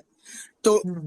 এই পার্টিকুলার ক্ষেত্রে আমরা রিয়াক্ট্যান্টকে প্রোডাক্টের থেকে লেস স্টেবল ধরেছি, বা প্রোডাক্টকে মোর স্টেবল ধরেছি। আমরা উল্টোটাও করতে পারতাম, এখানেও প্রোডাক্টকে রাখতে পারতাম, তাদের কিছু যেত আসতো না, ঠিক আছে। বাট এই কেসটাই ঠিক আছে আপাতত। তাহলে আমাদের মনে হতে পারে তার রিয়াকশনটা যায় কিভাবে? তাহলে এইখানে কিছু ইউ মলিকুল আছে। ইউ আপ করে যায়, মানে এটা তো হ্যাঁ, 11-এর তাহলে আমাদের মনে হতে পারে এইভাবে যেতে সামনে। পারে, ঠিক আছে। কিন্তু এইভাবে যায় না, ঠিক আছে। অর্থাৎ এনার্জিটা এরকম গ্র্যাজুয়ালি কমে না, বরং কি হয়, ওকে একটা ওকে একটা এনার্জি ব্যারিয়ার ক্রস করে যেতে হয়। বুঝতে পেরেছিস? এটাই হচ্ছে আরেনিয়াসের থিওরি। এটা কেমিক্যাল এরকম একটা, কোথায় আছে বললে এটা? এটা কেমিক্যাল কাইনেটিক্সে আছে। 11-এর কাইন্ড, 11-এর সাম্যাবস্থায় না, একটু 11-এ পড়েছি ছিল না, 12-এ ছিল, আচ্ছা। 12-এ থাকবে। না না, আমি এর একটা গ্রাফ, মানে দাদাই বলার সময় বলেছিল, কোথায় একটা বলেছিল ঠিক মনে পড়ছে না। মানে সেটা কোনো ক্ষেত্রে solution না, আমিও তো কত কিছু ইকুইলিব্রিয়ামে এদিক ওদিকে বলেছিল, ইকুইলিব্রিয়ামে হ্যাঁ, বলেছিল, ইকুইলিব্রিয়ামের ক্ষেত্রে এরকম জিনিস বললেও বলতে পারে, ঠিক আছে। ইকুইলিব্রিয়ামে বলেছিল। সো এইটা হচ্ছে এই গ্যাপটাকে, অর্থাৎ এই যে রিয়াক্ট্যান্টের যে মলিকুল গুলো আছে তাদের যে অ্যাভারেজ এনার্জি, আর এই যে মাথার যেটাকে ক্রস করে ওকে যেতে হচ্ছে, এই স্টেটটাকে আমরা বলি হচ্ছে ট্রানজিশন স্টেট। ট্রানজিশন স্টেট মানে, ট্রানজিশন মানে কি, একটা থেকে আরেকটা যাচ্ছে তার মাঝের অবস্থা, ঠিক আছে। তো এইটা হচ্ছে একটা হাইপোথেটিক্যাল অবস্থা, হাইপোথেটিক্যাল কিন্তু, হ্যাঁ, একে রিয়েলি ট্র্যাপ করা যায় না। ট্রানজিশন স্টেটকে আমরা আইসোলেট করতে পারবো না কখনো, এটা একটা হাইপোথেটিক্যাল অবস্থা, ঠিক আছে। তাহলে এই যে মলিকুল গুলোকে আমি নিচ্ছি, রিয়াক্ট্যান্ট হিসাবে বা বিক্রিয়ক হিসাবে তাদের এভারেজ এনার্জিটাকে বেড়ে একটা আপার এনার্জিতে যেতে হয়, দেন সেখান থেকে এনার্জিটা রিলিজ করে প্রোডাক্টে পড়ে, ঠিক আছে? অর্থাৎ একটা হায়ার এনার্জি, একটা অ্যাক্টিভেটেড কমপ্লেক্স তৈরি করতে হয়। এই এনার্জির গ্যাপটাকে বলা হয় অ্যাক্টিভেশন এনার্জি, ইএ। এবার এটা কি করে হবে? যেইভাবে ওই মানে পাঁচিল টপকানোর ব্যাপারটা, মানে এরকম ধর একটা স্টেডিয়ামে চারিদিকে পাঁচিল আছে, এবার স্টেডিয়ামে ঘোষণা করা হয়েছে যে স্টেডিয়ামে বোম আছে, যে কোনো মুহূর্তে ফাটতে পারে, আপনারা পালান, ঠিক আছে? এবার সবাইকে একসাথে পাঁচিল টপকাবে? না, টপকাবে না নিশ্চয়ই, ঠিক আছে? যারা জোরে দৌড়াতে পারবে তারা আগে টপকাবে, ঠিক আছে? হুম। তো এবার থ্রেটটা কিরকম তার উপর ডিপেন্ড করছে, ঠিক আছে? ধর মাইকে ঘোষণা করা হলো যে আহ, কোনো এমন একটা কোনো একটা কারণ যে তাড়াতাড়ি বেরোন, ঠিক আছে? তাড়াতাড়ি বেরিয়ে যান, কিছু একটা সমস্যা, ঝড় আসতে চলেছে, তাড়াতাড়ি বাড়ি যান, খেলা বন্ধ হয়ে গেছে। তো ঝড় আসতে চলেছে, ঠিক আছে, সময় আছে এখনো। সেই সময় মানুষের হুড়কোটা যেরকম হবে, তাও সবাই কি একসাথে বেরোবে? না, তো বেরোবে না তো। যারা গেটের সামনে আছে, অর্থাৎ যাদের তারা দ্রুত এনার্জি, তারা এই আগে বেরোবে। রেসপেক্টে যদি বলি, যাদের এনার্জি অপেক্ষাকৃত বেশি, তারা আগে অ্যাক্টিভেশন এনার্জিটা ক্রস করতে পারবে, ফলে তারা আগে বেরিয়ে যাবে, তাই না? দেন ফাইনালি এবার এখান থেকে আরেকটা জিনিস এক্সপ্লেন করে দেওয়া যায়, কেন টেম্পারেচার বাড়ালে পরে রিয়াকশন সাধারণভাবে ইনক্রিজ করে। তার কারণটা হচ্ছে এইটা, যে টেম্পারেচার বাড়ানো মানে হচ্ছে ওই ইডেন গার্ডেন্স মাইকে ঘোষণা করে দিল যে বোম আছে, এক্ষুনি পালায়। এইবার হুড়কোটা আরো বেশি, ফলে যে হয়তো একটু হেলে দুলে পপকর্নটা শেষ করতে করতে যাবে, বেরোবে ভাবছিল, সেও তড়িকি মরি এদিক দিয়ে না হলে পরে মিডফিল্ড থেকে ক্রিজ ক্রস করে ওই পারের পাশে দিয়ে টপকে হলেও সে বাড়ি ফেরার চেষ্টা করবে, ঠিক আছে? তো টেম্পারেচার বাড়ানো Okay. হচ্ছে মলিকুল গুলোর মধ্যে তার এভারেজ এনার্জিটা বাড়িয়ে দেওয়া। আমরা তো জানি টেম্পারেচার মানে হচ্ছে মলিকুলার এনার্জির একটা রিপ্রেজেন্টেশন। গতিশক্তি। তাহলে তুই টেম্পারেচার বাড়াচ্ছিস মানে ওই 100টা যে মলিকুল নিচ্ছিস, লেটস সে 100টা মলিকুলের এভারেজ এনার্জিটা বেড়ে যাচ্ছে। এভারেজ এনার্জি বাড়া মানে হচ্ছে নিশ্চয়ই মোর নাম্বার অফ মলিকুল তারা হায়ার এনার্জিতে ট্রান্সফার হচ্ছে। ফলে কখনোই সমস্ত মলিকুল একবারে ডিস্ট্রিবিউটেড হবে না। একমাত্র তখনই হতে পারে যখন রিঅ্যাক্টেন্টের এনার্জি বাই ডিফল্ট অ্যাক্টিভেশন এনার্জির থেকে বেশি অবস্থায় আছে। এটা একেবারে হতে পারে না, হতে পারে, কিন্তু সেক্ষেত্রে আমরা সেটাকে একটা প্রপার রিয়াকশন হিসেবে বলবো না, কারণ সেক্ষেত্রে যেটা হবে যে মানে it is kind of like যে তুই একটা রিয়াকশন শুরু হওয়ার অনেকটা পরে গিয়ে তুই যদি দেখিস, হ্যাঁ, তখন খানিকটা এরকম হলেও হতে পারে, ঠিক আছে? যে অলরেডি মানে অনেকটা এটা একটা সুপার ক্রিটিক্যাল ফিনোমেনার মতো ব্যাপার, যে হয় না যে বরফ সে 0 ডিগ্রির নিচে নেমে গেছে কিন্তু বরফ হয়নি, মানে বা জল সে 0 ডিগ্রির নিচে নেমে গেছে কিন্তু বরফ হয়নি। এবার একটা তুই শেক করলি, ঝপ করে বরফ হয়ে গেল, ঠিক আছে? এই দুটো ব্যাপার ধরনের ঠিক আছে। ফেনোমেনা গুলো একটা সুপার ক্রিটিক্যাল ফেনোমেনা। সেরকম হলে হয়তো হলেও হতে পারে, এরকম উদাহরণও হয়তো থেকে থাকবে, আমি জানি না, এই মুহূর্তে মনে পড়ছে না বা জানিও না। তুমি কিন্তু তো বলেছিলে সাধারণভাবে রিয়াকশন এভাবে হয় না, ঠিক আছে? বলেছিলে না? বোঝা গেল? মনে পড়ছে না? কি কি? একদিন তুমি বলেছিলে এরকম, মানে এটাই বলেছিলে কি একটা, আমি একটা বলেছিলাম মনে পড়ছে না। ওই 0 ডিগ্রি না নিচে, মানে নিচে, মানে ওই আর কি শেক করলে বরফ হয়ে গেল, মানে ওই না এক না সেটা তো ট্রানজিশন। হয়, শেক করলে, না না সেটা হয়, ওটা তো সুপার কুল লিকুইডের কনসেপ্ট। কিন্তু আমি বলছি হ্যাঁ, হ্যাঁ। এই ধরনের ফেনোমেনাকে, যে যখন যে জিনিসটা হওয়ার কথা ছিল তার কারণগুলো, কন্ডিশন গুলো মজুদ আছে কিন্তু তার ম্যানিফেস্টেশনটা হয়নি, এই ধরনের ফেনোমেনাকে সুপার ক্রিটিক্যাল ফেনোমেনা বলা হয়, ঠিক আছে? তো এটা আচ্ছা, অনেক আচ্ছা। ক্ষেত্রে দেখা যায়, নানা রকম ক্ষেত্রে দেখা যায়। তো এই পার্টিকুলার রিয়াকশন মেকানিজমের ক্ষেত্রে বা রিয়াকশন ডাইনামিক্স এর ক্ষেত্রে এই ধরনের জিনিস আছে কিনা আমার এই মুহূর্তে জানা নেই, ঠিক আছে? বা জানা থাকলেও এই মুহূর্তে মনে পড়ছে না, ফলে এটি সেফ যে এই মুহূর্তে আমার জানা নেই, ঠিক আছে? হুম, তো ঠিক যাই হোক, আছে। হ্যাঁ। হুম, তো তাহলে নিশ্চয়ই বোঝা গেল, এবং এটা আমরা অনেক ক্ষেত্রে ইউজ করব, ঠিক আছে? এই যে কার্বনের ট্রিপল বন্ড থেকে ডবল বন্ডে এসে থামা যায়, এটা আমরা বহু ক্ষেত্রে ইউজ করব, নানা ক্ষেত্রে ইউজ করব, ঠিক আছে? এবং এরকমও উদাহরণ আছে যেমন থামা যায় না, মানে ধর এই এরকম একটা রিয়াকশন আছে, একটা কার্বন ট্রিপল বন্ড নিলাম, তার মধ্যে যদি আমি H2 প্যালাডিয়াম দিই, তাহলে ও প্রথমে এটা মানে আমার এক্সপেক্টেড হচ্ছে যে ও ডবল বন্ড যাবে, মানে বেসিক্যালি কি হবে, এই যে হাইড্রোজেন দিচ্ছি প্যালাডিয়ামের মধ্যে, ওইখানে দুটো হাইড্রোজেন অ্যাড হবে, ঠিক আছে? মানে ট্রিপল বন্ডের এইখানে দুটো হাইড্রোজেন অ্যাড হবে, এই হচ্ছে মূল কনসেপ্ট।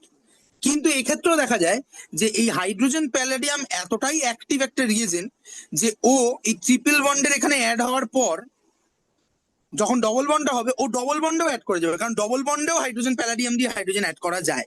ফলে যখনই ট্রিপল বন্ড থেকে ডবল বন্ড তৈরি হলো, পরের রিয়াকশনটা ট্রিপল বন্ডে হবে না, আগে ডবল বন্ডে হয়ে ওকে স্যাচুরেটেড নিয়ে চলে যাবে। তাহলে এগেইন হাইড্রোজেন প্যালাডিয়াম এখানে কাজ করবে, করে এটা এখানে চলে যাবে। হাইড্রোজেন প্যালাডিয়াম একসাথে নাকি? হ্যাঁ হ্যাঁ। মানে অথবা হাইড্রোজেন অথবা প্যালাডিয়াম নাকি? না না, হাইড্রোজেন প্যালাডিয়াম রিয়াকশন তাহলে তোমার রিয়েজেন্ট কিভাবে লেখে, এইভাবে লেখে স্ল্যাশ দিয়ে লিখেছে যে? স্ল্যাশ দিয়ে। ও আচ্ছা ঠিক আছে। আচ্ছা আচ্ছা। হুম। প্যালাডিয়ামটা হচ্ছে এখানে একটা হেটেরোজিনিয়াস ক্যাটালিস্টের কাজ করে, ঠিক আছে। অর্থাৎ প্যালাডিয়াম সবই এখন জেনে নিবি। প্যালাডিয়াম মেটাল সারফেসে হাইড্রোজেন গুলো লুজলি ভ্যান্ডার ওয়ালস ফোর্স দ্বারা বাউন্ডেড হয়। এটা প্যালাডিয়ামের একটা বিশেষ প্রপার্টি। প্যালাডিয়াম, প্ল্যাটিনাম এবং র্যানে নিকেল, এই তিনজনের মোটামুটি একটা বিশেষ প্রপার্টি হচ্ছে এটা হাইড্রোজেন গ্যাসকে উইক ভ্যান্ডার ওয়ালস ফোর্স দ্বারা অ্যাবজর্ব করতে পারে। অ্যাবজর্ব নয়, ভুল বললাম, অ্যাডজর্ব করতে পারে, ঠিক আছে। অ্যাডজর্ব। অ্যাডজর্বের মানেটা কি? অ্যাডজর্বের মানে হচ্ছে অধিশোষণ, ঠিক আছে। এগুলো আর সব পড়বো আরেকটা হয় আমরা পরে? অ্যাবজর্ব। হ্যাঁ পড়বো, সারফেস কেমিস্ট্রি এই বছর এই সেমিস্টারই আছে, সারফেস কেমিস্ট্রিতে আছে, ঠিক আছে। তো তাহলে ঠিক আছে, অ্যাডজর্ব পরে করবো। বলে। এবার এই পরে মানে অ্যাডজর্বটাই আছে আর কি, অ্যাডজর্ব ফেনোমেনা, অ্যাডজর্বেন্স ফেনোমেনাটা আছে, যাই হোক। তো এইবার অ্যাডজর্ব করবে, তারপর সেখান থেকে এখানে হাইড্রোজেন ট্রান্সফার হবে, ঠিক আছে। তো ট্রিপল বন্ডে হওয়ার পর সে ডবল বন্ডে হবে, দেন একেবারে এখানে নিয়ে চলে যাবে, তারপরে আবার এখানে হবে। তার মানে তোকে যদি ট্রিপল বন্ড এই ট্রিপল বন্ড থেকে এইটা দিস, তাহলে ও যতগুলোকে ও এই অবধি নিয়ে যেতে পারবে নেবে, তারপরে গিয়ে থেমে যাবে রিয়াকশন। কিন্তু আমি যদি ডবল বন্ডকে থামা এখানে স্টপ করতে চাই, তাহলে কি করতে হবে? তাহলে যেটা করতে হয় যে এই যে রিয়েজেন্টটা আছে এইটার অ্যাক্টিভিটিকে কমাতে হবে। এটা অ্যাক্টিভিটিকে কমানোর জন্য এই যে আমরা একটা প্যালাডিয়াম ইউজ করেছি না, এই প্যালাডিয়ামের কাজ কি বললাম? হেটারোজিনিয়াস ক্যাটালিসিস। ক্যাটালিসিসের কাজ হচ্ছে রিয়াকশন রেটকে ইনক্রিজ করবে। তার মানে তোকে এর সঙ্গে একটা ক্যাটালিস্ট পয়জন ইউজ করতে হবে, যে ক্যাটালিস্টের কি বলবো ক্ষমতাটাকে খানিকটা কমিয়ে দেবে। অনুঘটক বিষ ছোটবেলায় পড়েছিলাম, আবার পড়বো কেমিক্যাল কাইনেটিক্সে, যে ও বিষটা কমিয়ে। তার জন্য কি করা হয়? তার জন্য ইউজ করা হয় আরেকটা কাজ করে যেতে পারে না? মানে আমি ওইটাকে আলাদা করে সরিয়ে ডাইলিন। নিলাম। কি করে সরাবি তুই? না মানে তুই সেটা ঠিক বলছি। মেথডই বলেছিস, এরও উদাহরণ আছে, কিন্তু এখানে সরানো যাবে না, হ্যাঁ মানে এই ঠিক আছে, উদাহরণ এরও আছে উদাহরণ বলেই আছে। যে সরিয়ে না হয় যাতে আরো তৈরি হ্যাঁ হয়। একদম একদম, এই তো অর্গানিক কেমিস্ট্রির ইনটিউশন ঢুকছে শরীরে, ঠিক আছে। এটা আছে যে এরকম রিয়াকশন আছে যেখানে আমরা একটা রিয়াকশন মিডিয়ামের উপর দিয়ে রিয়াকশন করিয়ে দিয়ে প্রোডাক্টটাকে বের করে দেবো, ঠিক আছে। প্রোডাক্টটা বের করে দেবো এবং সে অজস্র উদাহরণ আছে, ঠিক আছে। আমরা দেখবো, ঠিক আছে, যখন আসবে দেখবো, হাম দেখেঙ্গে। হুম। যাই হোক, আচ্ছা আবার আমরা এবার মূল ডিসকাস, তাহলে তো মূল প্রশ্নের যেটা প্রশ্ন ছিল সেটা মিটেছে তো? হ্যাঁ হ্যাঁ বাকিরাও হ্যাঁ, আশা করি বুঝতে পেরেছি। বুঝেছিস কি বুঝিসনি বল, না বুঝলেও বল।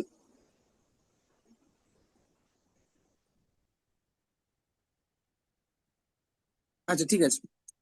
এবার এই নোটটা আমি সুমন্তকে দিয়েছিলাম, ওখানেও বোধহয় ড্রাইভে বোধহয় আপলোড করা আছে নাকি? জানি না, আরেকবার পাঠিও, আমাকে দিয়েছো কিনা মনে পড়ছে না। আচ্ছা তোর কাছে এখন নেই তাই তো, আচ্ছা ঠিক আছে। না। এটা আমি একটা বানিয়েছিলাম, মানে এতে সবকিছু নেই, ঠিক আছে, কিছু কিছু জিনিস আছে, ঠিক আছে। তো যাই হোক, আম, হুম, আমাদের যে বন্ডিংও জায়গাটা আছে। এখন দরকার সেটা হচ্ছে এইটা, এই জায়গাটা আমাদের এখন হ্যাঁ, দরকার। এইটা তুমি নিয়েছিলে মানে এখান থেকে স্ক্রিনশট নিয়েছি, কপি করে নিয়ে। হুম। কপি করনি, আরেকবার নতুন করেই বানিয়েছিল।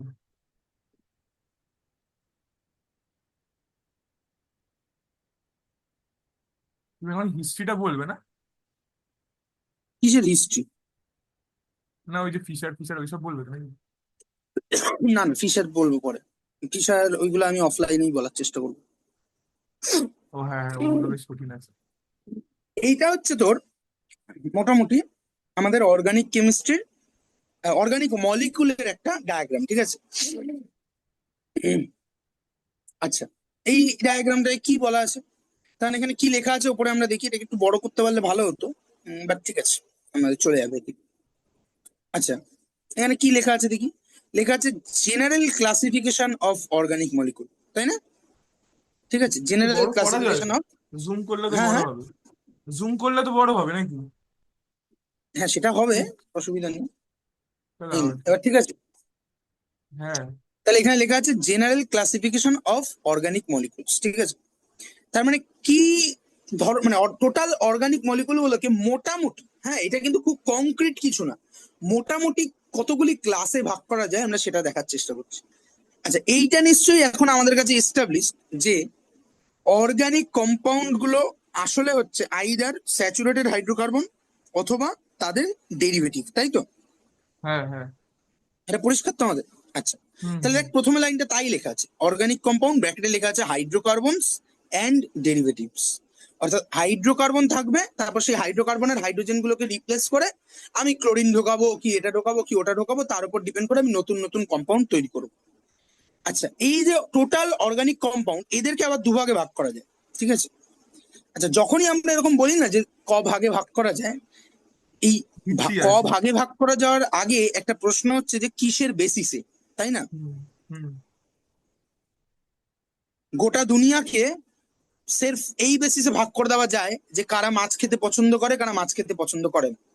গোটা দুনিয়ার মানে মানুষকে এই ভাগে ভাগ করে দেওয়া যায় যে কারা লুডো খেলতে ভালোবাসে কারা লুডো খেলতে ভালোবাসে না। গোটা দুনিয়ার মানুষকে এই ভাবে ভাগ করে দেওয়া যায় যে কারা কোনো একটা কনসেপ্টে বিশ্বাসী আর কোন বিশ্বাসী নয় বা অবিশ্বাসী। আবার গোটা দুনিয়ার মানুষকে এভাবেও ভাগ করে দেওয়া যায় যে কারা নিজের ইচ্ছে মতো একটা সুইচ টিপে অনেকগুলো মানুষকে মেরে ফেলতে ইচ্ছুক নাকি ইচ্ছুক নয়, ঠিক আছে? যাকগে, আম, তো অর্গানিক কম্পাউন্ডকে আমরা এখানে ভাগ করছি মূলত স্ট্রাকচারের বেসিসে, ঠিক আছে? স্ট্রাকচারাল ক্লাসিফিকেশন করছি এখানে। পরবর্তীকালে আমরা হাঁটতে হাঁটতে আরো অনেক ধরনের ক্লাসিফিকেশনের দিকে যাব, সে দেখবো তখন দেখবো। কিন্তু এইটার একটা ধারণা থাকা দরকার। আচ্ছা, তাহলে অর্গানিক কম্পাউন্ডকে প্রথমত দুভাগে ভাগ করা যায়, অ্যাসাইক্লিক আর ওপেন চেইন কম্পাউন্ড, আরেকটা হচ্ছে সাইক্লিক বা ক্লোজ চেইন কম্পাউন্ড বা রিং কম্পাউন্ড। কি ব্যাপারটা? ব্যাপারটা হচ্ছে আমি এখানে সাইডে সাইডে ছবি আঁকতে আঁকতে যাই। অ্যাসাইক্লিক মানে হচ্ছে যেটা ওপেন চেইন কম্পাউন্ড, মানে এরকম ওপেন চেইন, ঠিক আছে? বা এই ধর CH3 CH2 CH2 CH3 বা CH3 C CH3 C CH3, অর্থাৎ মাথা দুটো জুড়ছে না কখনো, ঠিক আছে? পরিষ্কার? এদেরকে আমরা বলি অ্যাসাইক্লিক বা ওপেন চেইন। ক্লিয়ার? হ্যাঁ হ্যাঁ। হুম আরেক ধরনের কি রকম সাইক্লিক কম্পাউন্ড, অর্থাৎ মাথাটা জুড়বে, লাইক এই, ঠিক আছে? এটা এটা এমনি এখন যদি বুঝতে অসুবিধা হয়, এটার মানে হচ্ছে CH2 CH2 CH2 CH2 CH2 এটা, ঠিক আছে? এটা একটা সাইক্লিক কম্পাউন্ড বা ক্লোজ চেন কম্পাউন্ড বা রিং কম্পাউন্ড, ঠিক আছে? তো সবচেয়ে সিম্পলেস্ট রিং কম্পাউন্ড কি হতে পারে? একটা 3 মেম্বার রিং, ঠিক আছে? এটা এটা হচ্ছে সবচেয়ে সিম্পলেস্ট রিং কম্পাউন্ড, ঠিক আছে? দুটো দিয়ে করা যাবে না। আচ্ছা, এবার আমরা আসি আবার অ্যাসাইক্লিকের ক্ষেত্রে। অ্যাসাইক্লিককে আবার দুভাগে ভাগ করা যায়, একটাকে আমরা বলি স্ট্রেইট চেন, আরেকটা হচ্ছে ব্রাঞ্চ চেন, ঠিক আছে? স্ট্রেইট চেন মানে কি, আমি দুটো ইচ্ছে করেই লিখেছি, দেখ একদম স্ট্রেইট চেন, তাই না? এটা এরকম আরো হুম হতে পারে, এখানে আমি 4টে কার্বন দিয়ে লিখেছি, 5টা 6টা 10টা যা খুশি দিয়ে লিখতে পারি, তাই না? তাহলে একটা এই টাইপের হতে পারে। আরেকটা হচ্ছে ব্রাঞ্চ চেন, দেখ এটা স্ট্রেইট এর পর কতগুলি ব্রাঞ্চ খুলেছে, আরো বেশি ব্রাঞ্চ খুলতে পারে, তাহলে এটা হচ্ছে স্ট্রেইট চেন, এটা হচ্ছে ব্রাঞ্চ চেন। তাহলে অ্যাসাইক্লিক কম্পাউন্ডকে আমরা দুভাগে ভাগ করতে পারি, পরিষ্কার? হুম ব্যাস, এখানে এটা এন্ড। এদিকে চলে আসি সাইক্লিক। সাইক্লিককে আবার দুভাগে ভাগ করা যায়, একটাকে বলা হয় কার্বোসাইক্লিক বা হোমোসাইক্লিক, আর আরেকটাকে বলা হয় হেটেরোসাইক্লিক। কি ডিফারেন্স? কার্বোসাইক্লিক নামটা শুনেই বুঝতে পারছিস যে কার্বন কার্বন একটা ব্যাপার আছে, তাই না? কার্বোসাইক্লিক হচ্ছে সেই সকল সাইক্লিক কম্পাউন্ড যাদের যে রিংটা যে তৈরি হচ্ছে সেই রিং এর সবকটা এলিমেন্ট হচ্ছে কার্বন। তার মানে কিরকম, ধর এই যে আমি এটা লিখলাম, ধর সাইক্লোপেন্টেন, ঠিক না আছে? রিং না, রিং সি বলতে তো ওটাকে বোঝাচ্ছে আবার। রিং বলা ঠিক না। কোনটাকে বোঝাচ্ছে? রিং বলতে তো ক্লোজ চেন বোঝাচ্ছে। এটা ক্লোজ চেনই তো বলছি, এটা তো ক্লোজ চেনেরই ভাগ, এই ও যে, আচ্ছা আচ্ছা, সরি সরি, হ্যাঁ ভুলে গেছি। ঠিক আছে? এইটা, তাহলে দেখ এই যে রিংটা তৈরি হয়েছে, এই রিংটার প্রত্যেকটা এলিমেন্ট, 5টা এলিমেন্ট আছে, প্রত্যেকেই কার্বন, তাই না? হুম এই ধরনের কম্পাউন্ডকে বলা হয় কার্বোসাইক্লিক কম্পাউন্ড বা হোমোসাইক্লিক কম্পাউন্ড। ঠিক আছে, হোমো কেন? কারণ সবাই কার্বন, হোমো মানে সেম, আমরা জানি, তাই তো? অ্যারো দিয়ে দাও, আর মানে অ্যারো আরেক বলতে ধরনের তো কম্পাউন্ড হয় যাদেরকে, হ্যাঁ হ্যাঁ, কার্বোসাইক্লিকের মধ্যে এই না আরো, অ্যারো দিয়ে দাও। হ্যাঁ হ্যাঁ হ্যাঁ। আমি পাশে পাশেই তো লিখছি। আচ্ছা। আর হেটারোসাইক্লিক কারা? হেটারোসাইক্লিক হচ্ছে রিংটার মধ্যে অ্যাটলিস্ট একটা এলিমেন্ট আদার দেন কার্বন হবে। ঠিক আছে, তার মানে কিরকম? নাইট্রোজেন হতে পারে, তাই না? ধর আহ, কি বলে, ধর সবচেয়ে সহজ যেটা, এটা ধর, এইটা এখানে কি আছে, এখানে দেখ যেগুলো আমরা লিখি না, এটা আমরা স্ট্রাকচার পড়তে গিয়ে আবার দেখবো, এই যে আমরা লিখিনি, এগুলো তো সব কার্বন, তাই না? তার মানে এই পর্যন্ত হুম, এটা হোমোসাইক্লিক ছিল, কিন্তু মাঝখানে একটা অক্সিজেন ঢুকে গেছে, নাইট্রোজেনও ঢুকতে পারে। ঠিক আছে, নাইট্রোজেনও ঢুকতে পারে। ঠিক আছে, এই প্রথমটার নাম হচ্ছে ফিউরান, পরেরটার নাম হচ্ছে, ঠিক লিখলাম তো? হ্যাঁ, পরেরটার নাম হচ্ছে পিরোল, পাইরোল, না বানান ভুল লিখছি, আরো এল বোধহয়, দেখে রাখছি। ডবল আর নাকি? হ্যাঁ, ডবল আর, আরো এলি, হ্যাঁ ঠিকই লিখেছি। না মানে একটু ভুল লিখেছি, পাইরোলের ক্ষেত্রে এখানে ডবল বন্ড থাকে, হ্যাঁ ভুলে গেছিলাম। ঠিক আছে, ফিউরানের ক্ষেত্রেও সেম। ঠিক আছে, তো যাই হোক, আর ডবল বন্ড গুলো না থাকলে তখন বলা হয় টেট্রাহাইড্রক্সি ফিউরান আর টেট্রাহাইড্রক্সি পাইরোল। ঠিক আছে, যাই হোক, সে এখন দরকার নেই আমাদের। এই ধরনের মলিকুলকে বলা হয় হেটেরোসাইক্লিক মলিকুল। ঠিক আছে, এবার এখানে একটার বেশি দুটোও থাকতে পারে, কোনো সমস্যা নেই। ঠিক আছে, দুটো আদার দেন থাকতে পারে, ঠিক আছে, কোনো অসুবিধা নেই। সবগুলো থাকলে মুশকিল আছে, তখন তাকে আর আমরা আর হয়তো অর্গানিক মলিকুলই বলবো না, কারণ কার্বনটাই তো হ্যাঁ, নেই। ঠিক আছে, কার্বনই তো নেই, হ্যাঁ। কার্বন নেই, তাহলে কার্বন থাকা ইম্পর্টেন্ট। হ্যাঁ, আহ, এখানে যেটা তোরা নাম শুনেছিস, ধর এই যে ডিএনএ আর এন এ, তাই না? হ্যাঁ হ্যাঁ তাই না, ডিএনএ আর এন এ শুনেছিস তো? হ্যাঁ। ডিএনএ আর এন এ তো তোরা কি পড়েছিস, যে ওই তোদের থাকে না যে কতগুলি অ্যাডিনিন গুয়ানিন এইসব থাকে। অ্যাডিনিন, গুয়ানিন, সাইটোসিন, তারপরে ইউরাসিন, হ্যাঁ হ্যাঁ এসব থাকে তো। হ্যাঁ হ্যাঁ, হ্যাঁ। তো এরা তোর হচ্ছে কি বলে ওর নাম, এদেরকে কি বলা হয়? ওই কেটা কেন, দাঁড়া দাঁড়া ভুলে গেল, আগের বারেও ভুলে গেছিল, দাঁড়া।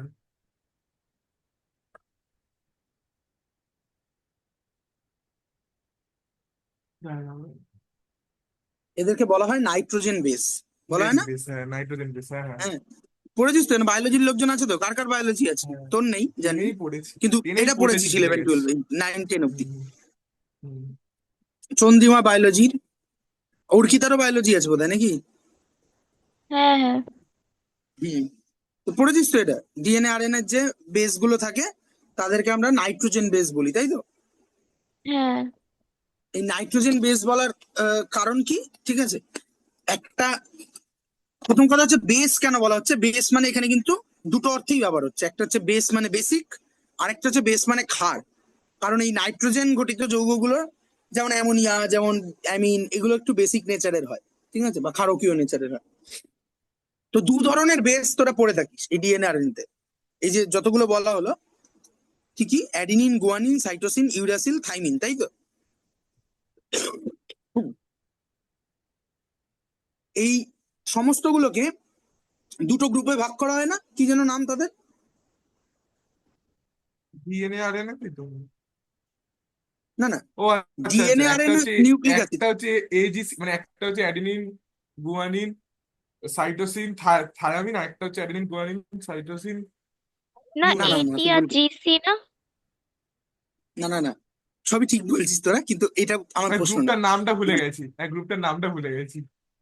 হ্যাঁ, মানে আমি বলছি ডিএনএ আর আরএনএ তে টোটাল সব মিলিয়ে 5খানা নাইট্রোজেন বেস থাকে, অ্যাডিনিন, গুয়ানিন, সাইটোসিন আর থাইমিন। ঠিক আছে, এগুলো মিলিয়ে থাকে, এ তোরা পড়েছিস, আমার এখন মনেও নেই হয়তো কোনটা। ডিএনএ তে বোধহয় অ্যাডিনিন, গুয়ানিন আর সাইটোসিন, থাইমিন থাকে বোধহয়। মানে না, হ্যাঁ এটি জিসি, থায়ামিন হ্যাঁ থাকে, আর ঠিক বল, ওইখানে শুধু হ্যাঁ আর ইউরাসিল ওইখানে থাকে ওখানে, থায়ামিনের জায়গায় ইউরাসিলটা থাকে, হ্যাঁ। ইউরাসিল থাকে, হোয়াট এভার। এটা একটা গেল। আম, এবার আমি প্রশ্ন করছি, এই যে 5টা নাইট্রোজেন বেস, এদেরকে আবার দুটো গ্রুপে ভাগ করা হয়, সেটা তোদের বায়োলজিতেই থাকে। এক্ষুনি একটা হয়তো মনে করতে হচ্ছে, পারছিস না, বললেই বুঝতে পারবি। এক দলকে বলা হয় হ্যাঁ, পিউরিন বেস, আরেক দলকে বলা হ্যাঁ হয় একটা পিরিমিডিন বেস। পিরিমিডিন। ঠিক আছে, এই পিউরিন আর পিরিমিডিন হচ্ছে আসলে দুটি আম, তোর কি বলে ওর নাম, হেটারোসাইক্লিক কম্পাউন্ড। ঠিক আছে, হ্যাঁ, আচ্ছা, মানে মূল কম্পাউন্ডটা হচ্ছে পিউরিন আর পিরিমিডিন। ঠিক আছে, পিউরিনের স্ট্রাকচার কিরকম, পিউরিনের স্ট্রাকচার হচ্ছে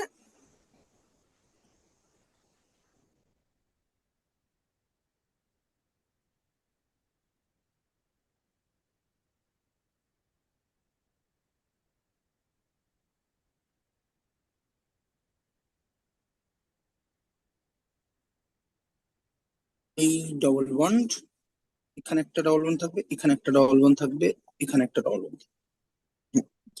এই হচ্ছে পিউরিন, এইটার নাম হচ্ছে পিউরিন। দেখ, এটা চারখানা নাইট্রোজেন ওয়ালা একটা হেটারোসাইক্লিক কম্পাউন্ড। ঠিক আছে, এর নাম হচ্ছে পিউরিন।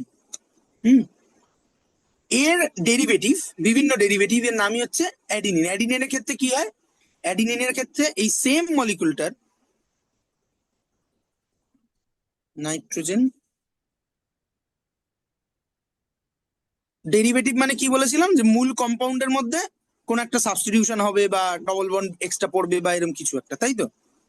হ্যাঁ হ্যাঁ তাহলে এইটা হচ্ছে আমার মূল পিউরিন স্ট্রাকচারটা। এর থেকে সামান্য টুইক করে তৈরি হয় অ্যাডিনিন। অ্যাডিনিনের ক্ষেত্রে কি হয়, অ্যাডিনিনের ক্ষেত্রে হচ্ছে এই যে নাইট্রোজেনটা রয়েছে, এই এই এই যে নাইট্রোজেনটা, তার পাশের যে কার্বনটা, এই কার্বনটা, এইখানে একটা NH2 গ্রুপ থাকে। এটা হয়ে গেল অ্যাডিনিন। হ্যাঁ, গুয়ানিনের ক্ষেত্রে কি হয়, গুয়ানিনের ক্ষেত্রে আরেকটু অন্যরকম হয়, মানে একটা একটা কিটোন গ্রুপ ঢোকে, আবার একটা NH2 টা একটু শিফট হয়। ঠিক আছে, কিন্তু মোদ্দা কথা, এই যে মোদ্দা স্ট্রাকচারটা কাকে কেন্দ্র করে গড়ে উঠছে, দিস ইজ পিউরিন। ঠিক আছে, পিউরিন। আর আরেক ভদ্রলোক কে, আরেক ভদ্রলোক হচ্ছে পিরিমিডিন, তাই তো? হুম হুম এই পিরিমিডিন কিরকম দেখতে, পিরিমিডিন হচ্ছে এইরকম দেখতে, নাইট্রোজেন। ও, সমস্যার ব্যাপার, এখানে একটা নাইট্রোজেন থাকবে, double bond double bond double bond. ঠিক আছে,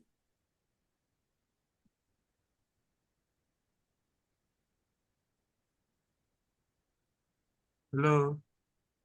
হ্যাঁ, এইটা হচ্ছে পিরিমিডিন, তাই তো? তার নাম লিখি হুম হুম, পিরিমিডিনে, এই পি এইটুকুই? ওয়াই, হ্যাঁ এইটুকুই। আচ্ছা, ঠিক আছে, এটা হচ্ছে পিরিমিডিন।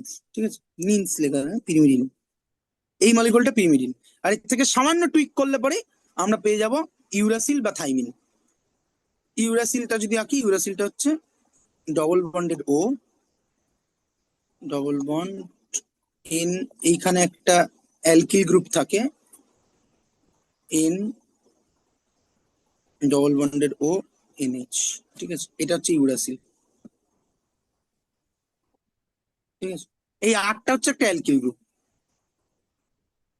আমরা পরে শিখবো। সুমন্ত হয়তো জানিস, বাকিরা হয়তো জানলে জানতে পারিস, কিন্তু এই ক্লাসে আমরা পড়িনি অ্যালকিল গ্রুপ। ঠিক আছে, হুম, এটা হচ্ছে ইউরাসিল। আর থাইমিনের ক্ষেত্রে কি হয়, একই রকম, আমি জব জব করে এঁকে দিচ্ছি, NH, N, এখানে আর, ডবল বন্ডেড ও, এখানে একটা CH3।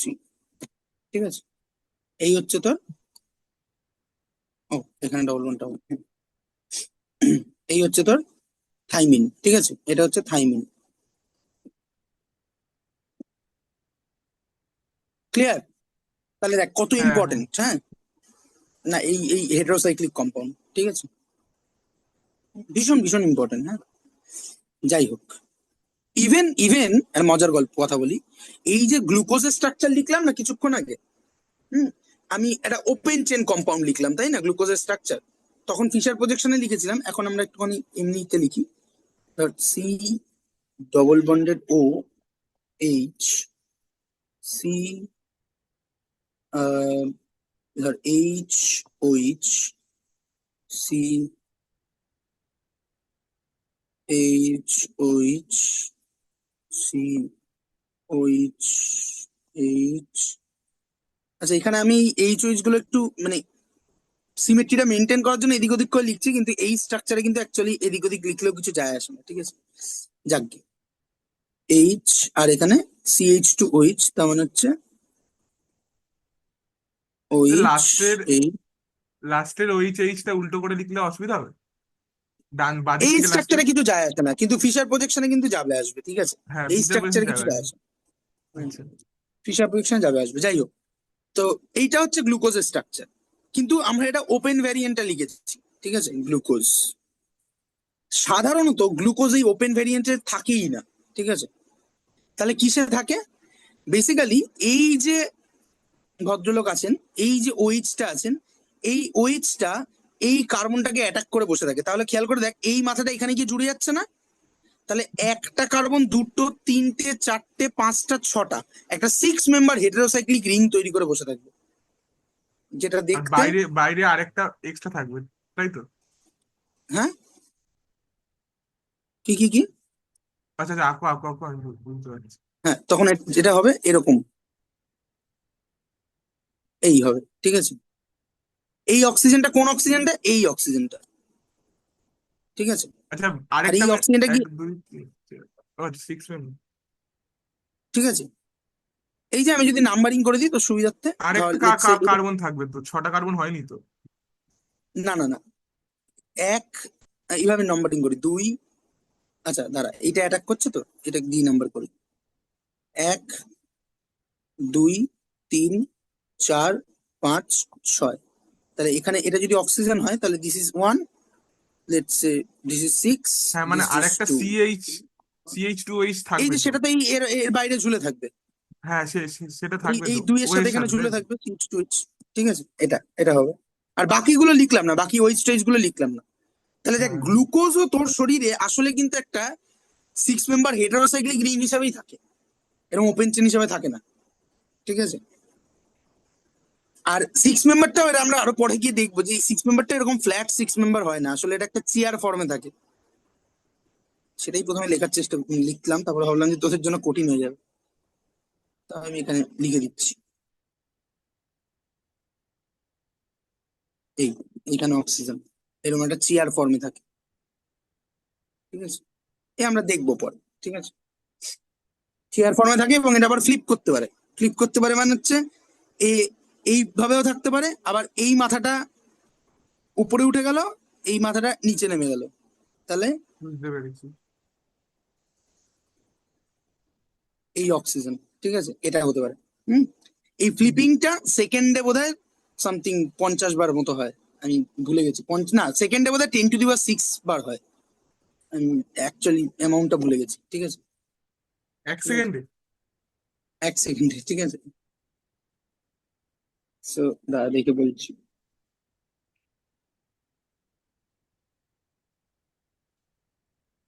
হ্যাঁ, what is the rate of flipping of two chair form of glucose?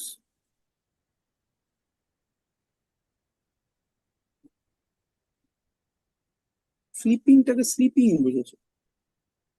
Flipping of two chair, CHAIR, chair form.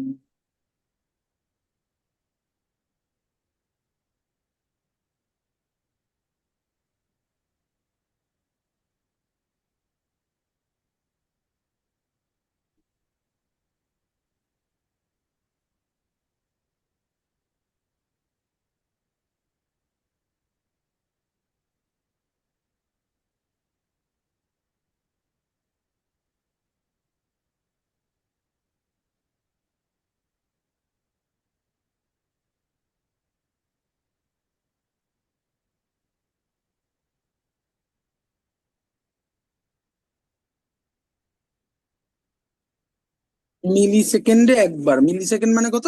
1000 second, তাই তো? এই 1000 মিলি সেকেন্ডে 1 সেকেন্ড, তাই তো? হ্যাঁ, তাহলে 10⁻³ অর্ডারে হয়, পার সেকেন্ডে 10⁻³ অর্ডারে হয়, বুঝছস? হ্যাঁ। তাহলে বলছি এই যে রিং হলো তার জন্য দুটো হাইড্রোজেন কমে যাবে না? না, কমবে না। তার কারণ হচ্ছে এই যে অক্সিজেনটা গিয়ে এখানে অ্যাটাক করলো না, ঠিক আছে, এখানে যে অ্যাটাক করলো, তাহলে এই অ্যাটাকটা করার জন্য এই কার্বনের তো ভ্যালেন্সি ওকে রিলিজ করতে হবে, তখন এই অক্সিজেনটা রিলিজ করে দেবে, করে দিয়ে এখানে একটা হাইড্রোজেনকে ধরে নেবে। ফলে এই যে হাইড্রোজেনটা ওকে ছাড়তে হলো, এই হাইড্রোজেনটা ও ধরে নেবে। ঠিক আছে, বুঝতে পারলি? কারণ এখানে তুই কিন্তু স্যাচুরেটেড থেকে রিং তৈরি করছিস না, তুই এখানে দেখ আনস্যাচুরেশন আছে, তুই আনস্যাচুরেশনটা খুলে রিং তৈরি করছিস। আচ্ছা আচ্ছা, বুঝেছিস? বুঝতে পেরেছি, বুঝেছি বুঝেছি। মজা আছে, समझने से अच्छा लगता है।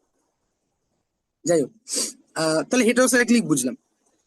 আচ্ছা, এই কার্বোসাইক্লিক বা হেটারোসাইক্লিক এই দু ধরনের সাইক্লিক কম্পাউন্ডকেই আসলে আবার দুভাগে ভাগ করা যায়। এক দলকে বলা হয় অ্যালিসাইক্লিক বা অ্যাসাইক্লিক, ঠিক আছে। আর একটা অ্যাসাইক্লিক লিখেছি কেন, এটাও অ্যালিসাইক্লিক হবে, ঠিক আছে। হ্যাঁ, ওটা ওই আগের বারে অ্যালিসাইক্লিক, ভুল ছিল। হ্যাঁ, এটা এখন কারেক্ট করতে গেলে সবটা বুঝতে হবে। যাই হোক, বইতেও দেখবি থাকে এটা, ফলে আমি কারেক্ট করছি না এখানে। অ্যালিসাইক্লিক, এটা অ্যালিসাইক্লিক। আরেকটা হচ্ছে অ্যারোমেটিক, ঠিক আছে। এই আবার একটা নতুন টার্ম শিখলাম, অ্যারোমেটিক। কারণ অ্যালিসাইক্লিক কাদেরকে বলে, যারা অ্যারোমেটিক নয় তারাই হচ্ছে অ্যালিসাইক্লিক। তার মানে রিং উল্টোটা, কম্পাউন্ড সেটা উল্টোটা হতে কার্বোসাইক্লিক। বলতে, উল্টোটা হতে সত্যি নাকি? না, উল্টোটা বলার মানে it is kind of like, তোদেরকে বলেছিলাম না সেই ইয়ের কথা। হ্যাঁ, উল্টোটা হবে না, তাই তো, বুঝতে পেরেছি। না, হবে না এই অর্থে যে কে ভাগাভাগিটা করলো তোকে সেটা হ্যাঁ দেখতে মানে হবে না। কি জেনারেল মোড সেটা দেখতে হবে নাকি? হ্যাঁ, মানে কার রেসপেক্টে ভাগাভাগিটা হচ্ছে, ঠিক আছে। হুম। তো যাই হোক, তো অ্যারোমেটিক, এই অ্যারোমেটিক টার্মটা ইম্পর্টেন্ট। তার মানে সাইক্লিক কম্পাউন্ড সেটা হোমোসাইক্লিক হোক বা হেটেরোসাইক্লিক হোক, তাদেরকে দুভাগে ভাগ করা যায়। আসলে এক ভাগেই, যে তারা আইদার অ্যারোমেটিক অথবা নন অ্যারোমেটিক। নন অ্যারোমেটিক কি বলা হয়, অ্যালিসাইক্লিক, ঠিক আছে। অ্যাকচুয়ালি নন অ্যারোমেটিক টার্মটা আমি একটু কোট আনকোট বলতে চাই। যাই হোক, আইদার অ্যারোমেটিক অথবা যারা অ্যারোমেটিক নয়, এইভাবে বলা উচিত। কারণ নন অ্যারোমেটিক কিন্তু আবার একটা তার নাম আছে, মানে সেটা একটা স্পেসিফিক জিনিসকে বোঝানো হয়।